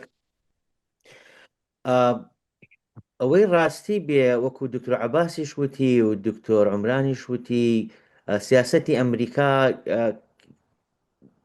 ئەوەی کە ئەوتی لێرە ئەوەیە کە ئەوان تەسەووریان نەکردووە بەو شێوەیە بێ یعنی ئەوان ئیداری ترامپ تەسەووری کە پێکڕای هێرشەکە و هەموو ئەنجامەکانی وەکو ڤەنزوێلا بێت چەند سەری مارەکە ئەگرن و کۆتایی بە کەسێکی کەنە شوێنی ئەو کە بەگوێی ئەمریکا بکە ئەوە تێڕوانی نەکەیان بوو بەڵام ئەوە سەری نەگرت ئەوەش لەبەر ئەوەی ئەمریکا بە شێوەیەکی جیاواز ئادەن ئەم شتانە لە ناو سیاسەتی ئەمریکایە ئەو کەسانی کە لە دەوروبەری کەسانی بڕیاردەرن کەسانێکی شارەزانین بۆ بەتایبەتی لە ئیداری ترامپ کەسانە لە ڕێگەی پاترۆنەیجەوە هاتوون کەسانێکن لە ڕێگەی خزمایەتی و یارمەتیدان و ئەم شتانەوە هاتون بۆ ئەو کەسانی کە ڕاوێژیان بە ترامپ کردو ڕەنگە زانەرێکی باشیان نەدابوو پێی لەبەر ئەوە ئەوان نیانزانی کە ئەو سیستەمێکە لێران هەیە سیستەمێکە پەیوەندی بە ئاینەوە هەیە ئاین زۆر جیاوازترە لەوەی کە سیستەمێکە هەبێ پەیوەندی بە ئایدۆلۆژیایەکی لاوازەوە هەبێ وەکو لە ڤەنزوێلا هەبوو ڕاستە لە هەردوو وڵاتەکە ئێمە دوو کێشەی گەوری ئابووریمان هەبوو بەڵام حرە سەوری یەکیان بەسیجێک ئامادەیە بمرێ بۆ ئایەتوڵڵا لەوەی کە سەربازێکی ڤەنزوێلی بمرێ بۆ مۆدۆرۆ کەواتە ئەمە شتێکی جیاوازی دروست هەروەها قسەی ئەوە شەیە کە گوایە کە ئەمریکا ئەو زانیارانەی کە وەری گرتووە مەمەسم لە ئەمریکا لێرە ئیدارەی ترامپەکە ئەو زانیارانەی کە وەری گرتبوون لە ئەو کەسانی دەوروبەری پەهلەوی وەری گرتوون کە گوایە ئەگەر ئەمریکا لە ئێران بدا ئەوە ڕاستەوە خەڵکە ڕاپەڕێ ئەمەش ڕەنگە هۆکاری ئەوە بێ کە ئێستا ئەمریکا زۆر ئەمیداری ئەمریکا زۆر تووڕێ لە پەهلەوی کە چکووا ئەزانێت کە ئەو خەڵەتان دوێتی ئەو زانیارین کە پی و تون دروست نەبوو هەمان شێوەی کە ئەحمەد چەلەبی و کێشەی عێراقە هەمان بوو لە 2003 کەمانش دروست بۆتەوە. من هەندێک خاڵ هەبوو ویستمە لە سەرتاوە بیڵێم بەڵام ئێوە باسی زۆربەیتان کرد هەستم ویستم لەسەر ئەوە بڵێم کە بۆ ئیدارەی ئەمریکا استراتیژەکەی دیار نییە تەبعاً ئەمە شتێکی باش و شتێکی خراپیشە باشەکەی لەوایە فلێکسیبڵەتی ئەدات ئیدارەی ئەمریکی لە بۆری بتوانانی ئامانجەکانی بگۆڕێ ئێستا بۆ نمونێ ئێمە زانیمان لە دوێنیەوە ئامانجی ئیداری ئەمریکی گۆڕا بۆی لە بەندەرەکان بدا بەتایبەتی دوای ئەوەی کە ئەو ئامانجانەیەکی لە ناوخۆ هەبوون هەمووی تێکشکێنراون بۆ نمونە ئەمە باشە و خراپە باشە لەوەی کە وەکوتن فلێکسیبڵەتی داتە ئیدارەکە خراپە لەوەی کە دیار نییە ناڕوونە ئەمەش ڕەنگە پەیوەندی بۆ بێ کە ترامپ بۆ ناسراوە کە تیۆری مادمان بەکارێنێ پیاوی سەرشێت کە کەس نازانێت چیەکە ئەنپریدیکتبڵە ئەوەی کە ئەیڵێ ڕەنگە ئەوە نەبێت کە ئەیکا ئیتر ئەم شتانە دیارن لە ئیدارەی ترامپە و لە خودی ترامپ خۆشیدا ویستم شتێک بڵێم کە هەستەکەم جۆرێک لە ئۆپتیمیزم دروستەکە بەڵام هیوادارم ئۆپتیمیزمی خراپ نەبێ بەڵام ئەمەوەی بڵێم کە ئێران بەجددی لاوازە ینی لەوە لاوازرەک ئێمە تەسەورمانە کرد ئەمە مانای ئەوە نییە کە من ئێستا فیک هۆ بەدەمە ئێوە بەڵام ئێران زۆر لەوە لاوازەکە من تەسەورمەکەر و کەسێک کە وەکو هێزێکی ئەقلیمی سێری ئێران بکەم ئێران ئەوە 14 ڕۆژە لێ درێ ئێران ئەو کارداونەی کە کردوێتی لە کوشتنی گەورەترین کاراکتەری ڕژێمەکەەوە چی کردووە 500 درۆنی تەقاند و ژماری هێرشە موشەکانی بەڕاستی کەمی کردوێتەوە ینی لەوە لە باتوی زیاد کەمی کرد ینی من نیشانەی وەیە کە ڕژێمەکە زۆر لاواز لە ڕووی سەربازیەوە کە ئەمە هەموو هێزی ڕژێمەکە بوو تەنانەت پرۆکسیەکانیشی لە لوبنانەوە وەزعێکی زۆر خراپە لە عێراقەوە تا ئەمریکا لیانەدا یعنی ڕژێمەکە ئەوەنە بەهێز نییە وەکو لە ئەمریکا کۆمەڵێک شتەیە کە سنتەرەکان و ینی کەسانی توێژێر و لێ با بڵێن شیکار ئێڵێن ئەوەیە کە بۆ ئەوەی جۆرێک لە هەڵوێستە دروست بکەن ئەوەیە کە ئەڵێن بۆ منە ڕژێمەکە بەهێزە بەوتە نێریە سۆسایدی هەیە وەکو کامەکازی هەیە مین ڕێژی هورموزەکە کەی مین ڕێژی هورمز ناکەی ئەگەر تۆ ئاەت الله سەرۆکی دەوڵەتەکە کوژرا ئەبووای هەر ڕۆژە بکردا ئەگەر ئەوە ئامانجی تۆ بواە ئەوە توانای تۆ بواە ئەنی هەستەکەم ڕژێمەکە زۆر لاوازە لەوایە کە بڕوخێ بەڵام کێشەکە وەکو دکتۆر عەباس و دکتۆر عمران و هەمووتان باستان کرد ئەوەیە کە چی ئەبێ دوای ئەوە ئەنی ئەمەش بە ئەوەی کە من ئەیبینم لێرە لە ئەمریکا ئەوەیە کە ئەو کەسەی کە دێت ئەو ئەڵتەرناتیڤانەی کە ئەیبینی بە تایبەتی پالەڤی بەداخەوە جێگەی ئومێد نییە و ڕەنگە ئەمە باشترین ئەڵتەرناتیڤش بێکە هەمانە لەبەر ئەوەی ناشناڵیستیش ئەمە بۆ دەوڵەتێکی وەکو ئێران کێشەی گەورە دروستەکە چکە دەوڵەتێکی فرەنەتەوەیە ئەو فرەنەتەوەکانی شۆ قبول ناکەن بە تایبەتی کەسێکی وەکو ڕەزا پەهلەڤی کە باوکی لەبەر ئەوە دەرکراوە کە کەسێکی چاوسێنەر بووە ینی تۆ ناتوانانی لەسەر هەمان ڕیتم ئیش بکەی بەڵام ئەمەش لە هەمان کاتشا ناتوانانی بەبێ گوتاری ناسیۆنالیستی ئیش بکەی دەمە کێشەی ڕەزا شایە لە ببورە ناتوان بڵێن ڕەزا شاوڵ ڕەزا پەهلەڤیە کە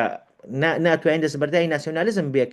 بۆی ئەو گروپی لە دەوروبەرێتی لە دەستی نەچێ نائشتوانیە بە ناسیۆنالیزم ببێتە ئەڵتەرناتیڤی ئێران چکە ڕەنگە کێشەکە گەورەتر دروست بکات ویستم شتێ بڵێن بەڵام لە ڕاستیە لەلایەن ئەخلاقەکەی ترسم کە بیڵێم مەسم لە ترس ئەوەیە کە نامەوێ ئەمە ببێتە ئەوەی کە ببێتە پاڵنەر من هەستەکەم کورد ئێستا لە بەردەم هەلێکی جیاوازایە چکە ترامپ جیاوازتر لە سەرکردەکانی تری ئەمریکا ترامپ زۆر شخصیان ئیشەکە زۆر شخصیان گوێگرێ ئەن شتەکانی زۆر شخصین یەک کەسی ینی پەرسناڵن جا ئەگەر کورد ئێستا باش بێ بۆ ترامپ باشە بێت تا لایەنی کەم تا 4 ساڵێکە ئەمێنێتەوە يعني مەمەسم لێرە کورد لە بەردەم ڕستێکی گەورایە لە بەتایبەتی لە کوردی ڕۆژهەڵات ئایا ئەتوانن کە تەناهێزن کە تەناهێزی چەکدار نەبێ ئەو ڕستکە بکەن و سەرەتا بەشداری ئەو ئۆپراسیۆنە بکەن بە ڕووخاندنی ڕۆژهەڵات ون پێم وایە ئەمە ڕستێکی گەورەیە بەتاکید گەورەیە لە ڕووی ئەخلاقیشەوە وتم من ناتوانم بچمە ژێرباری بەڕام ئەمە ئەو ڕیسکەیە هەستەکەم کاتی ئەوەیە کە ڕۆژهەڵاتەکان بڕیایی لەسەر بدەن چکە ئەوەی کە دەستیێن لە جەنگا بە ئاسانی لە دەست ناچێت تەنان لە ڕۆژاواش کە ئەوەی کە بە جەنگ بەدەست هات زۆر بەدەگمەن نەمانتوانی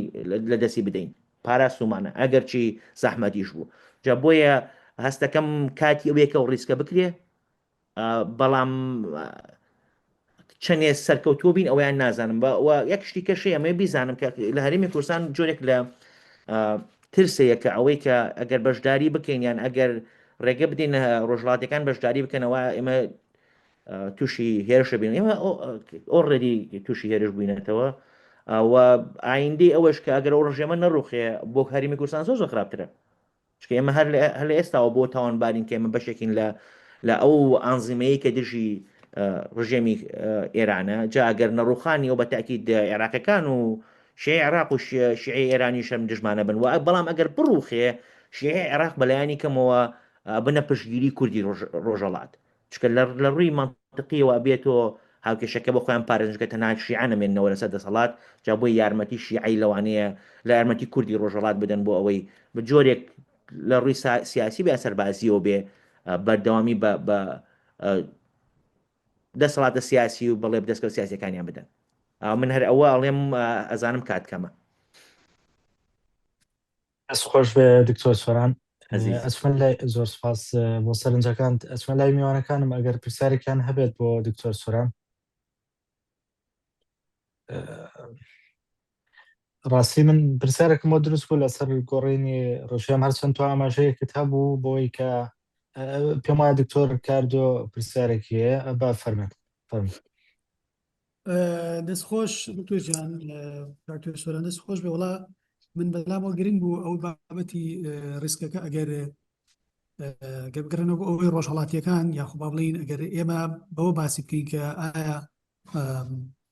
برایمە ڕۆژهەڵات یاخود پێشمەرەکانی ڕۆژهەڵات تا چەند ئامادەی ئەوە ئەنتیایە کە ڕیسکێکی وا بکەن ڕاستیەکەی من لێ ناشارمەوە لە هەرێمی کوردستان ترسەکە زۆر گەورەیە لەبەرەوەی هەرێمی کوردستان بەڕێستان نەزانن هەمووتان ئاگداریەوەن لە قەیرانێکی قوڵایە لە قەیرانێکی قوڵی ئابوووریایە لە قەیرانێکی دەستوریایە حکوومەتی ناوەند یاخود با بڵێن حکوومەتی فیدراڵی ئەگەر بەم جۆرە باسی بکەین هەر ڕۆژە شەڕێکی دەستوری پێکە یعنی ئاخرشت بۆ نمونە باز لە یەخستنەوەی دەواازەکانە کرێ کە باج و ڕسوماتێک بخرێتەوە کە ئەمە بۆتە گەورەترین کێشە هەنی ئەوە بۆتە یەکێک لە کێشەکان بۆ موچی هاوڵاتیان هەرێمی کوردستان ینی ئەگەر لەم شتانەوە سێری بکەین کە هەرێمی کوردستان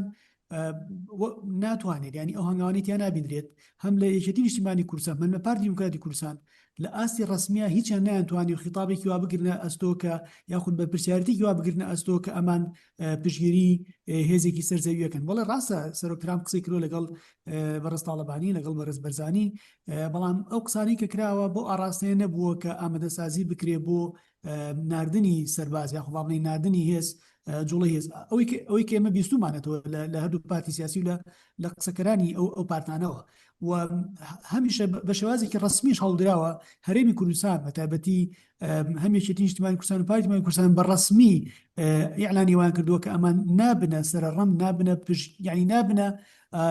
هێزێک بۆ ئەوەی کە نەئارامی دروست بێ لە چەندین بۆ نمونە بەڕێز نێچیروان لەگەڵ هاکەن فینا قسەی کردووە لەگەڵ سەرۆک ماکرۆن قسەی کردووە ینی مەسیجەکە لە هەرێمی کوردستانەوە دیارە لەبەرچی وەکو ڕاستە ئێمە ڕۆژانە هێزە شیعەکان لێمانەدەن ینی شەوانە قەسفی هەولێرێک لێ قەسفی سلێمانیە کرێ وە قسەکەی بەڕێزش تەواوە لەوەی کە نیزامەکە بمێنێتەوە ڕاستەکە ئێمە لەبە هەڕەشەیەکەین لەبەر ئێمە پشگیری ئەمریکەکانمان کردووە وەخۆ ئەگەر نیزامەکەش بڕوخێ بە هەمان شێوە ئێمە ئەو ئاسۆی مالیەوە ڕوون نییە بۆیە ڕاستیەکەی هەرێمی کوردستان لە دۆخێکایە ئەگەر هاوکار بێ چاڵنجەکانی زۆر قورسە وەخۆ ئەگەر هاوکاریش نەبێ ئەکەوێتە بەر ئەوەی کە پێ ئەوترێ سیاسەتی ترامپ یاخود باڵین ترامپ پشتی لێ بکە ئێمە لە تێرمی یەکەمە ڕیفراندۆمان بینی ئەگەر بگەڕێنەوە بۆ ئەوەی یەکەم جار و لەم تێرمەشە ئەبینین کە دۆناڵد ترامپ ئەگەر ئەم داخوازیانەی هەبێت بەوەی کە ئایا هەرێمی کوردستان ئەتوانێت بەشداری ئەو جەنگە بکە. هەر فقط ویستم ئەوەنە ئیشارەت بم کە لە هەرێمی کوردستانە ڕاستیەکەی ئێمە گرفتەکانمان زۆر لەوە زیاترە کە بتوانین بچین ئەو جەنگەوە، بەڵام قسەکەی تۆ تەواوە بالفعل ئەبێ ڕیسکە بکرێت لە کۆتاییە، بەڵام ڕاستیەکەی تر ئەمە ئەکەوێتە سەر سیاسەتمەدارانی کورد هەرێمی کوردستان وەکو سیاسیەکان کە ئەوان ئەو بڕیارە بن. دووبارە دەستە خۆش بێ، زۆر سپاس. سپاس.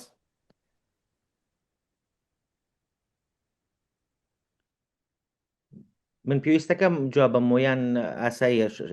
کۆشانگیان بۆرە میوت بووم داوای لێبوردنەکەم. ئەگەر ئیزافەیەک هەیە دکتۆر فەرموو. بەڵێ ویستم بەس بە کورتی ئەوە سەرنجم لەسەرەوە بوو چۆن ئەو ڕژێمی ئێران ئەتوانرێت بگۆڕدرێت، چونکە تاوەکو ئێستا سیاسەتی ئەمریکا بۆش بەوە ئاراستەیان نییە کە ڕژێمی ئێران بگۆڕێ، ئەوەی کە دیارە. جا ئەوە کێشەیە وەکوتم دیارنی، وەکو دکتۆر عەباس وتی ئەوەی کە ترامپ پێڵێ وەکو سیاسەت دیارنی، ئەمەش وەکوتم باش و خراپی هەیە. ئەوەیە کە خراپەکەوێت کە دیارنێت، باشەکەی شێوەیە کە ئەگۆڕێ. ئەگەر ئەوانی کە ئاگاداری هیگڵن کە باس لەوە ئەکەن کە ڕیسک چەند گرنگە بۆی کەسێک بێتە سەردار و کەسێک بێتە کۆیلە، ریسک گەوریە. ئەگەر ئەزانم ینی من ئەوکوتم ڕاستیەکەی زۆر ئەترسم لە ڕێی مۆراڵیەوەش بکەم بەرپرسیار بم، بەڵام ئەمە ڕستێکە تو ئەبێ بیکەی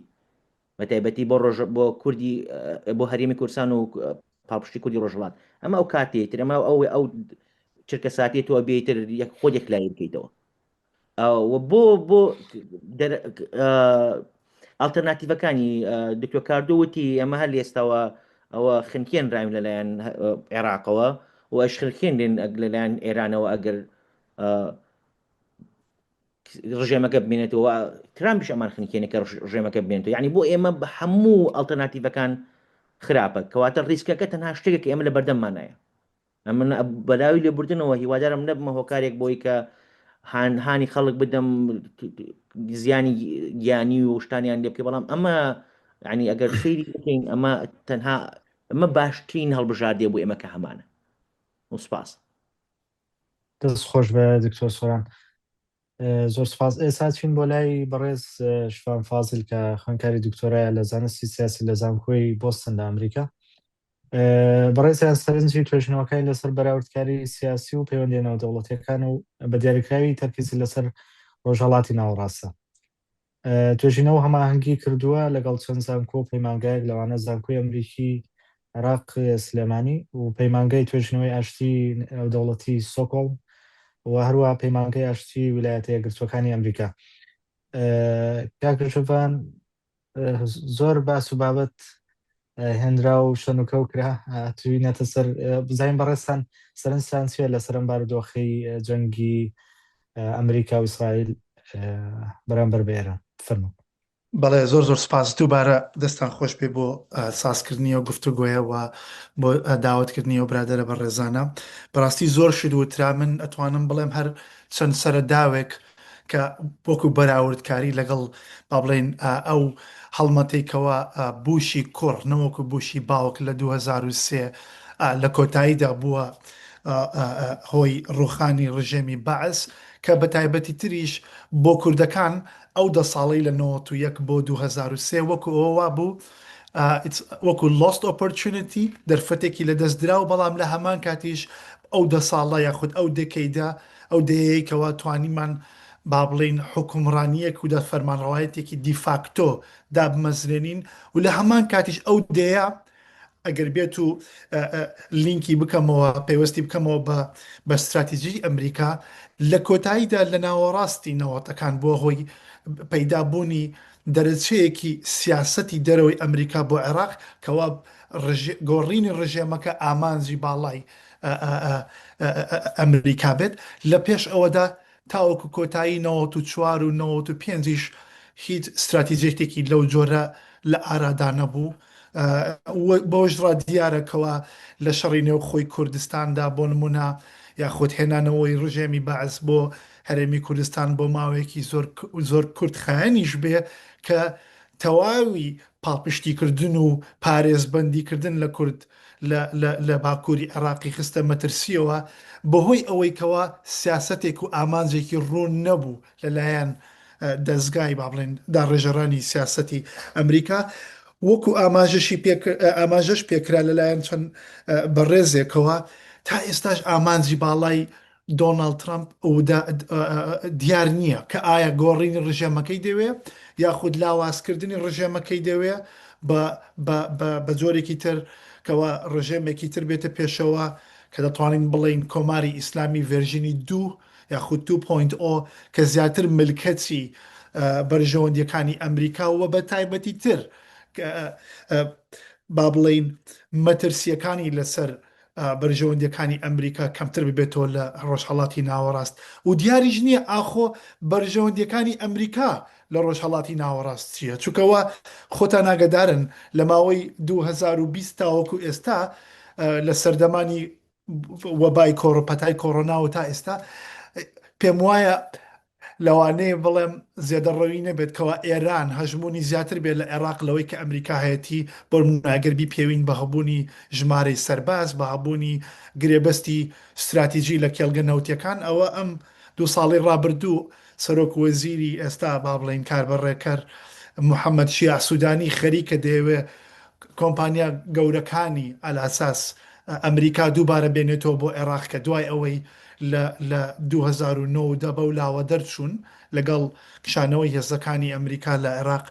ئیتر هەموو کۆمپانیاکان کە بەجێیان هێشت کە هاتن بۆ کوردستان دوای ئەوە کۆمپانیاکانی چین و تا ڕادێکیش رووسیا هاتن بۆ عێراق و بۆ ناوچەکانی تر ئێستاش دیار نییە کە ئایا سیاسەتی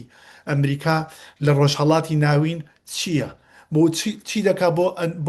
بۆ پەرسەندنی ئەو ئامانجە باڵیانەی کە هەیەی و تا ئێستاش ڕەیەکەوە زاڵە لەلایەن بەتایبەتی ئەوەی کە پێڵەن لیبرال لەفت یاخود ئەو دەستگا با بڵێن think tank بیر و هزرانەی کە لە ئەمریکان یاخود ئەوانەی کەەوە public opinion ڕای گشتی لە ئەمریکا ساز دەکەن و کاری تێدەکەن کەوا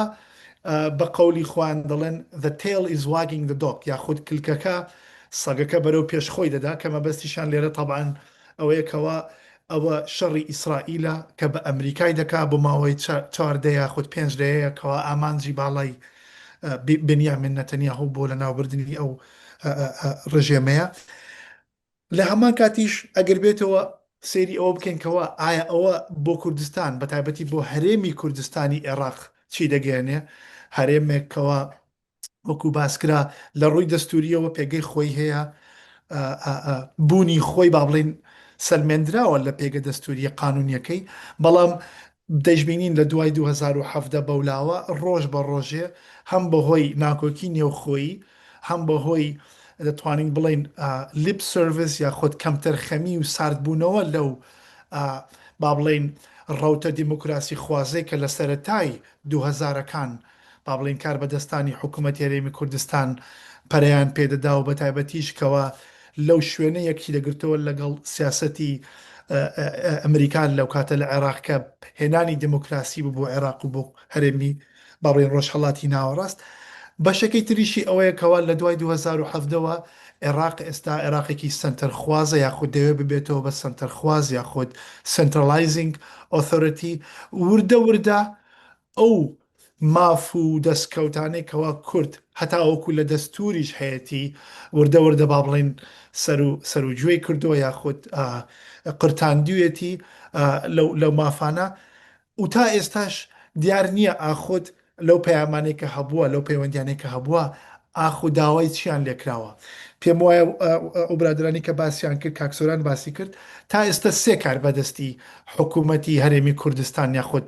سیاسەتمەدارانی کوردستان باسی ئەو جەنگیان کردووە باڤڵ تاڵەبانی قوبات تاڵەبانی واروەها هۆشیار زێباری ئەم هەفتەیە لەگەڵ رادیۆی NPR ناشنال پەبلیک ڕێدیۆ گفتوگویەکی کورتی هەبووە کە ئەمانیش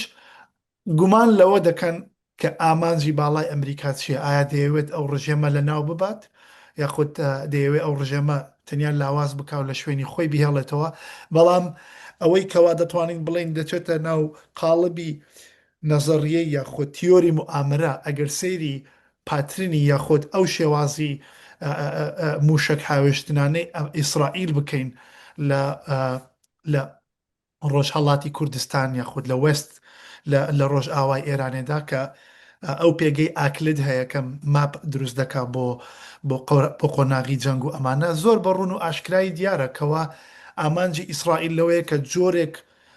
کەشوهەوا بخڵقێنێ یاخود بێنێتە پێشەوە کەوا ئەو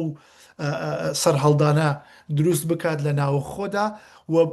دۆخێک بخڵقێنێکەوە هێزەکانی کوردستانی ڕۆژهەڵات کە لە باکووری عێراقن یاخود لە هەرێمی کوردستانی عێراقن بەو دەرفەتە بیقۆزنەوە یاخود بەوە سەیری بکەن و تەسەوەڕی بکەنکەوە ئەوە دەرفەتێکی نایابە وەکو چۆن دۆناڵد ترامپیش ئاوا ناوزەندی کردکەوە ئەوە دەرفەتێکی نایابە یاخود once in a generation کە دەتوانن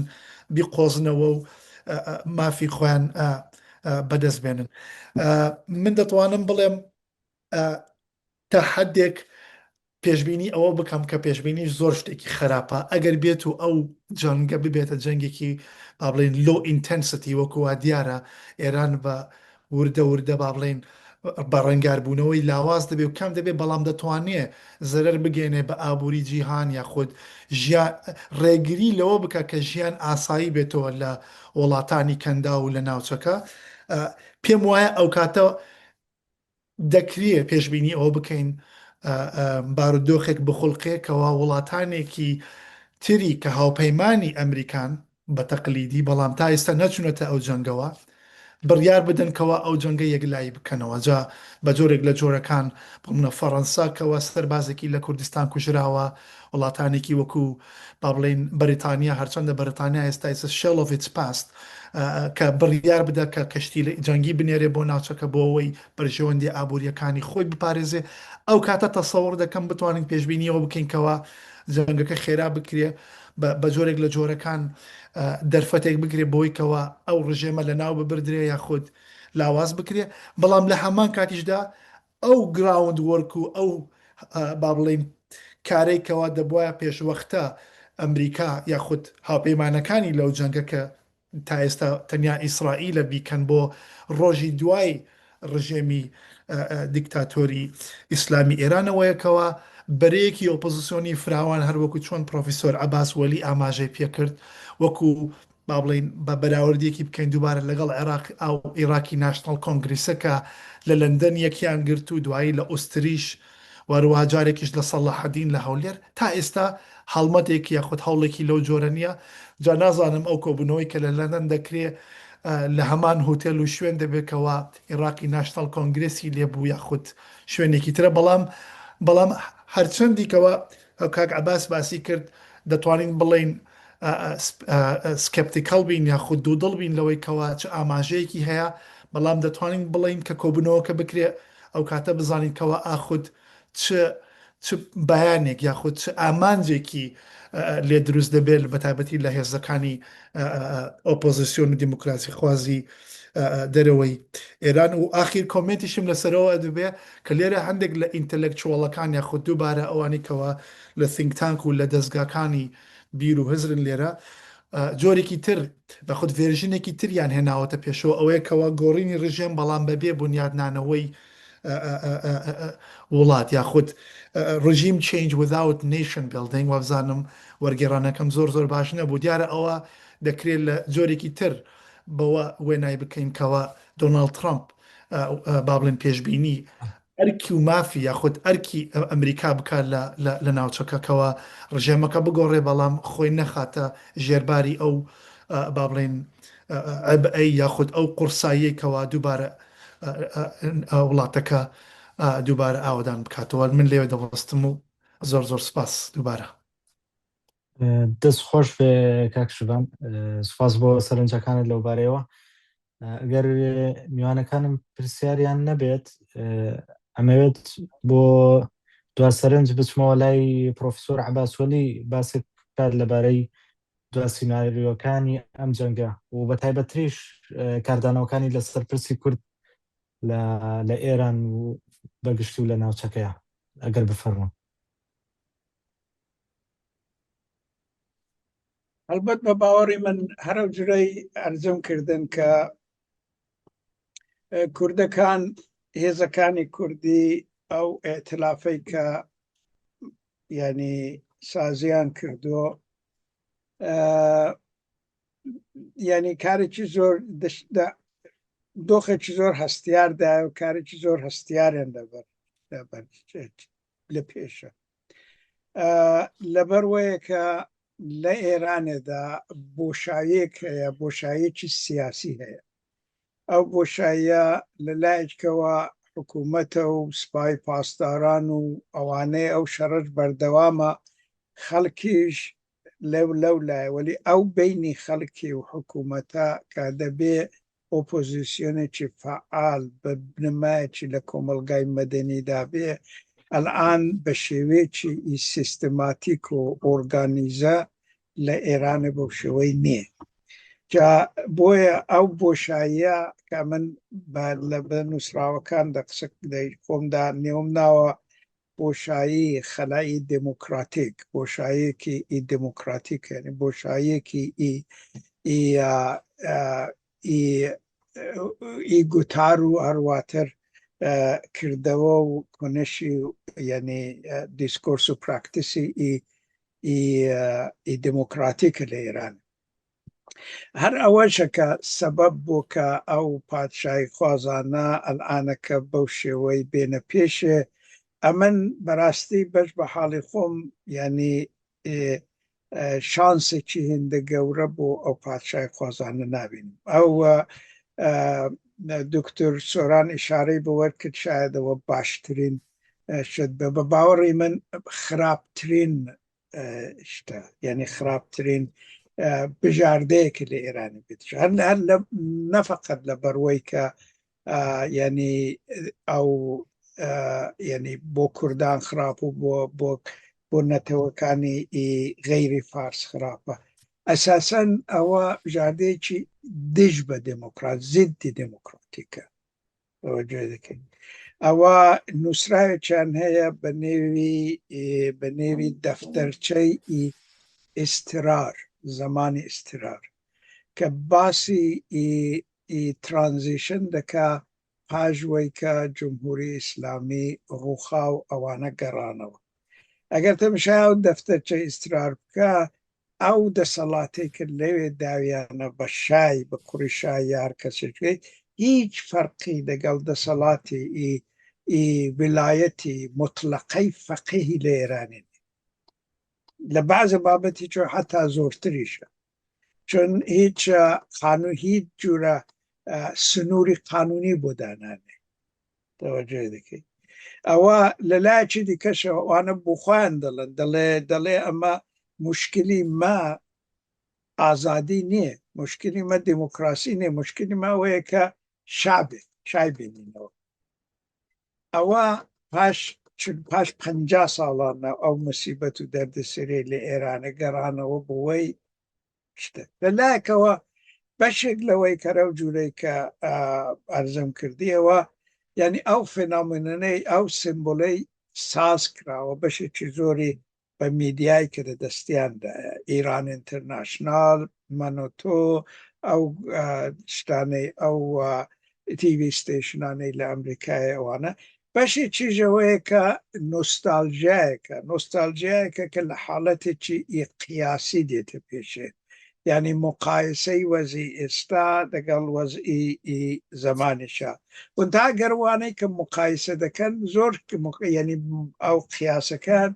زۆر بەرتەسکە ئەوەگوێ دەکەی یەکێک لە مشکلاتی کێکە شاهەی بوو شا بە هیچ جوورێکی ئیجازەی هیچ جورە بە شتێکی ئازادێکی بە کۆمەلگای مەدەنی نەدەدا ئەم بخۆم ئەو زمانی لە ئێرانێ خوێندکار بوو ئەوەم دیوە ینی ئەگەر ئەمن هەمیشەوەی دەڵم ئەوانم دەڵێن مەسەلەن ئاوا ئەو لە ئێرانی ئەو دەمێ ئازادی هەبوو ئازادی ژیانی شخصی هەبوو یانێ تۆ دەتوانێت جلوبەرگێکی دەبەرکەی دەگەڵ چێ بگەڕێی کەنجە بخۆی چ بخۆی چ نەخۆی کەنجە بخۆی ئەو مشکلاتە نەبوو یعنی ئەوەی کە وەک جمهوری ئیسلامی دەڵێت دەبێت چۆن بژی دەبێت ئەوەی دەبەرکەی ئەوەی دەبەر نەکەی ئەو مشکێنی کاریان بە ژیانی شخصی تۆ نەبوو ولی ژیانی سیاسی نەبوو وە کۆمەلگای مەدەنیش ئەو ئازادیانیان لێستان لە بیرمە کە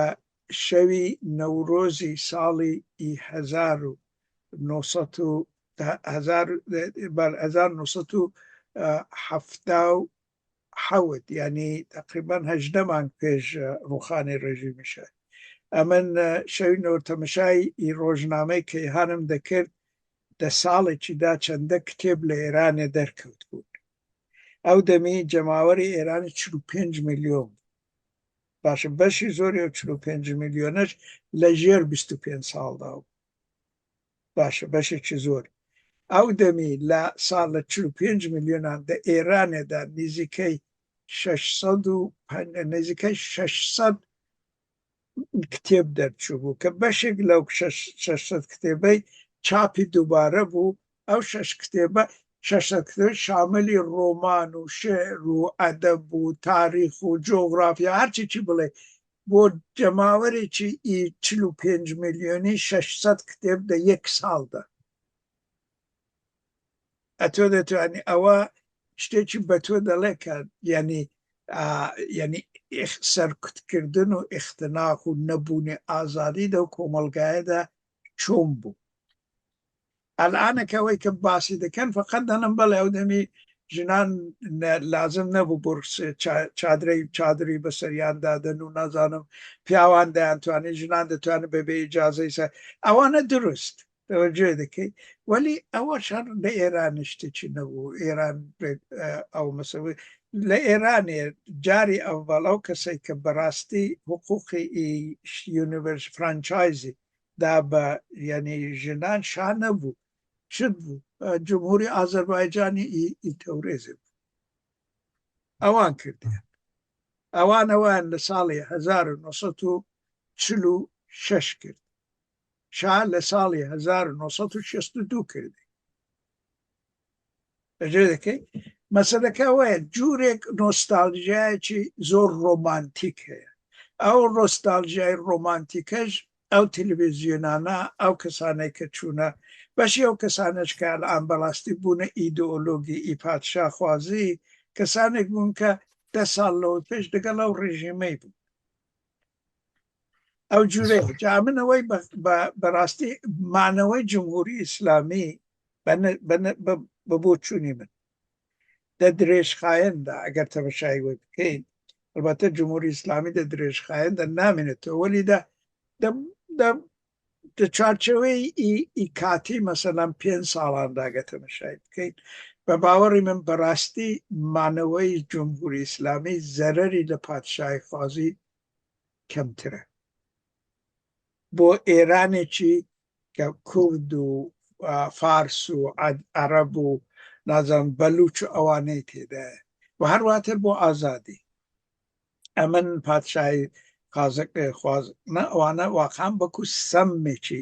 نەتەوەیی دەبینم لە ئێرانەدا کە وەکو زەهرێکی ئەوەی دەبین ئەما دەمۆردی دەوەی کە لە دەرەوەی شت چۆن دەبێت ئەمن فکر دەکەم دیسان دە چارچەوەی ئێستادا ئەگەر جوورێک ینی گۆڕانکاریەک احتمالیەوەی کە ڕژیمی جمهوری ئیسلامی بڕوخێ هەیە ئێستا لەبەرەوەیە کە ینی ئەو شەڕە بەردەوام ئەگەر ببێ جمهوری ئیسلامی دەگاتە جێگایەکی ئیدی هیچی پێنامێنێ بەو شێوە ینی واقعان ئەو شەڕێنە ینی مەجبورە بۆ خۆی وەکو ئینسانێکی ئیدی توانایی ژیانی نەماوە دەکەوێت ئەمە ینی ئەوە بۆ خۆی ئالترناتیڤێکە ئەو دەمی معلوم نێکە چ دێتە سەرکار بە نەزەری من ئەو دەمی باشترین بژاردە ئەوەیە هەتا ئەگەرەویش نەبێ ئەگەر ڕێژیمی جمهوری ئیسلامی باتی باشترین بژاردەوەیە کە ینی تێکەڵێک بێ لە دموکراسی خوازەکانی ینی ئەوانەی کە باوەڕیان بە حکوومەتی سێکولار ئەوانەی کە باوەڕیان بە فەشەلبوونی و قانونی ئەساسی ئێستا هەیە ئەوانەی کە باوەڕیان هەیە کە پاژوەی کە ئەو ڕێژیمە ڕووخایا لە ناو خۆیدا گۆڕا پاژوی دەبێ ڕێفرۆندامێک لە ئێرانێ بکرێت ئەو ڕێفرۆندامە قەرار بدە کە فۆرمی ئەو ڕێژیمە چ بێ کە پاشوەی وەدرا ئەو دەمی دەبێ مەجلیسێکی موسسان کۆنستیتوشنەل ئەسمبلی ببێ ئەو مەجلیس کۆنستیتوشنەک دەبێ هەموو نەتەوەکانی ئێرانی تێدا بێ هەموو سەلیقەکان هەموو جیاوازەکانی تێدا بێ ئەو دەمی قانونی ئەساسیی تازە بنووسێ واقعان بۆ ئێرانێکی تازە ساز دەو چارچەوەیدا ئەمن ئایندەیەکی یعنی داهاتوویەکی بۆ کوردەکان دەبینم ولی ئەگەر هات و ڕێژیم واقعان ڕووخا لە مەجلیسی مرکزی جنەما ئەو دەمی دەبێ یعنی هێزەکانی کوردی بەبێەوەی کە حتا 1 ساعات وەخت لە دەست بدەن دەبێ بگەڕێنەوە ئەو دەمی بە باوەڕی من مشکلی وان ئەوە نابێ کە ئایا کەسێک پێ یعنی ئەگەر ڕێژیم نەمێنێ ئەمە فکر دەکەم مەحسووراتی حکوومەتی هەرێمێش نامێت ئەوانەگە مەحسووراتیانەیە لە بەرەوەیە کە دەترسن ڕێژەم بۆمبارانیان بکە ئەگەر ڕێژیم نەمێنێ و مەحسووراتەش نامێنێ ئەو قسانەی کە پێرێ کاک بابل کردی ئەوانەش جگای نامێنێ ئەو قسانەی کە هۆشیار زێباری یا کەسی دیکە کردوێتی ئەوانش ئەگەر ڕێژیم دروخە بەبێەوەی کە هیچ جورە کاتێکی لە دەست بدەن دەبێت بگەڕێنەوە لە وەختێکی گەڕان منتها گەڕانەوەکە یعنی ئەوەیە کە دەبێت هەمیشەوە بەرچاو بگیرێ چون سیاسەتەکە سیاسەتێکە ئەوەیە کە دەبێت ئۆتۆنۆمی لە ئێرانێدا کوردی لە ئێرانێ دابمەزرێ ئۆتۆنۆمی کوردی لە ئێرانێ بەبێ بنەمایەکی دیموکراتیک زەحمەتە دامەزرات زۆر زەحمەتە و ئەو بنەمایش دەبێ کوردەکان هەول بدەن کە ڕژیمێکی دیموکراتیک لە تارانێ نسبەتەن دیموکراتیک قابلی قبول تەوەجۆ دەکەی بێتە ئارا بێتە یا ئەوەیە کە ئۆپۆزیسیۆنێک بێ کە دەگەڵ وانە ڕێککەون دەگەڵ ئەو ڕێژیمەی کە لە تارانێت دای دەمەزرێنن دەگەڵ وی معاملە بکەن ئەو جوورەیە سرفی وی کە کوردەکان هێزی پێشمەرگە بگەڕێنەوە و سنە و مەهاباد و بۆکان و فڵانەوانە دەورەکەی بچین بەو معنای نیکە ئەو داخوازیەی کە هەیەە ئەو متالباتێک هەیەە سەرکەوتوو بوو سەرکەوتیانی تەجروبەی عێراقیەوەی بەمە دەڵێت تەجروبەی ڕۆژاواژەوە دەگەر حکوومەتی مرکزی بەهێز بێتەوە دیسان مشکلە دێتە پێشە ئەگەر ئۆتۆنۆمیەکی ئەوە قسەی ئاخرە دەیکرێت لە هەرچێ وڵاتانەی کە کوردی تێدا ئەگەر ئۆتۆنۆمیەک لەبەر بنەمایەکی لەسەر بنەماکی دیموکراتیک دانەمەزرێ دە باشترین حاڵەتدا دەبێتە سولحی مسلح یعنی دەبێتە سولحێکی کە لەسەر سلاحدا دەدرێ هەرو جوورەی چەند جارانیش لە عێراق دیومانە ئەو جاریش لە وەزعی کردێ لە تورکێش هەروایە بەڕاستی ئەگەر لە تورکێش ئەو حەولەی کە دەیدەن ئەگەر لەسەر بنەمایەکی دموکراتیک دانەدرێ دیسان شەڕ دەست پێ دەکاتەوە دیسان جەماعەت دەچنەوە قەندیلی دیسان پێکاکا یاک هێزێکی دیکە ئەو شەڕەی هەر بەرشت دەکات یعنی بۆیە کە بنەمای ئەو مەسلەی ئەساسی ئۆتۆنۆمی بەڕاستی بوونی دەوڵەتێکە کە ئەوەی حکوومەتێکە لە مرکزی لە ناوەندی کە ئەوەی قبول بکە دەنا ئەمە دەبێت لە ژێر سایەی سولحێکی مسلح کە هەر ئان کە هەر وەختێکی کە حکوومەت شرایەتی ناوچە شرایەتی نێونەتەوەی هێزی نیزامی خۆی ئیجازەی پێدا تێکی دەدا دەستخۆش دکتۆر دەستخۆش بە دکتۆر عەباس وەلی سپاس بۆ جەنابەت لە ماوەی ڕابردوو ئێمە ڕاوندتەیبڵێکمان ئەنجامدا لە ژێر ناونیشانی ئێران لە دوای عەلی خامنەیی و سەرنجی زۆرمان لەسەر پرسی کورد بوو و ئەو گۆڕانکاریانەی کە لە ڕۆژهەڵاتی ناوەڕاست ڕوەدەن بە میوانداری هەریەکە لە بەڕێزان پرۆفیسۆر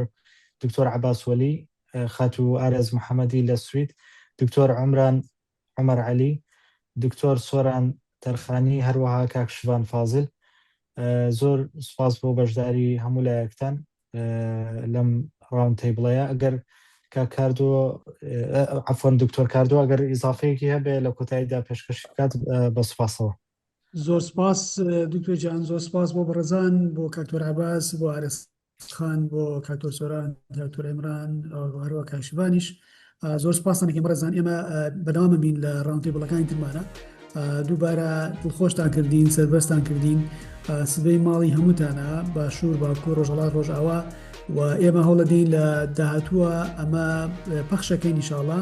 لە هەر لە پلاتفۆرمەکانی سبەی بەردەوامە بێت. هەوڵەدەین ئەم شەو یاخود سبەی شەو بە لایف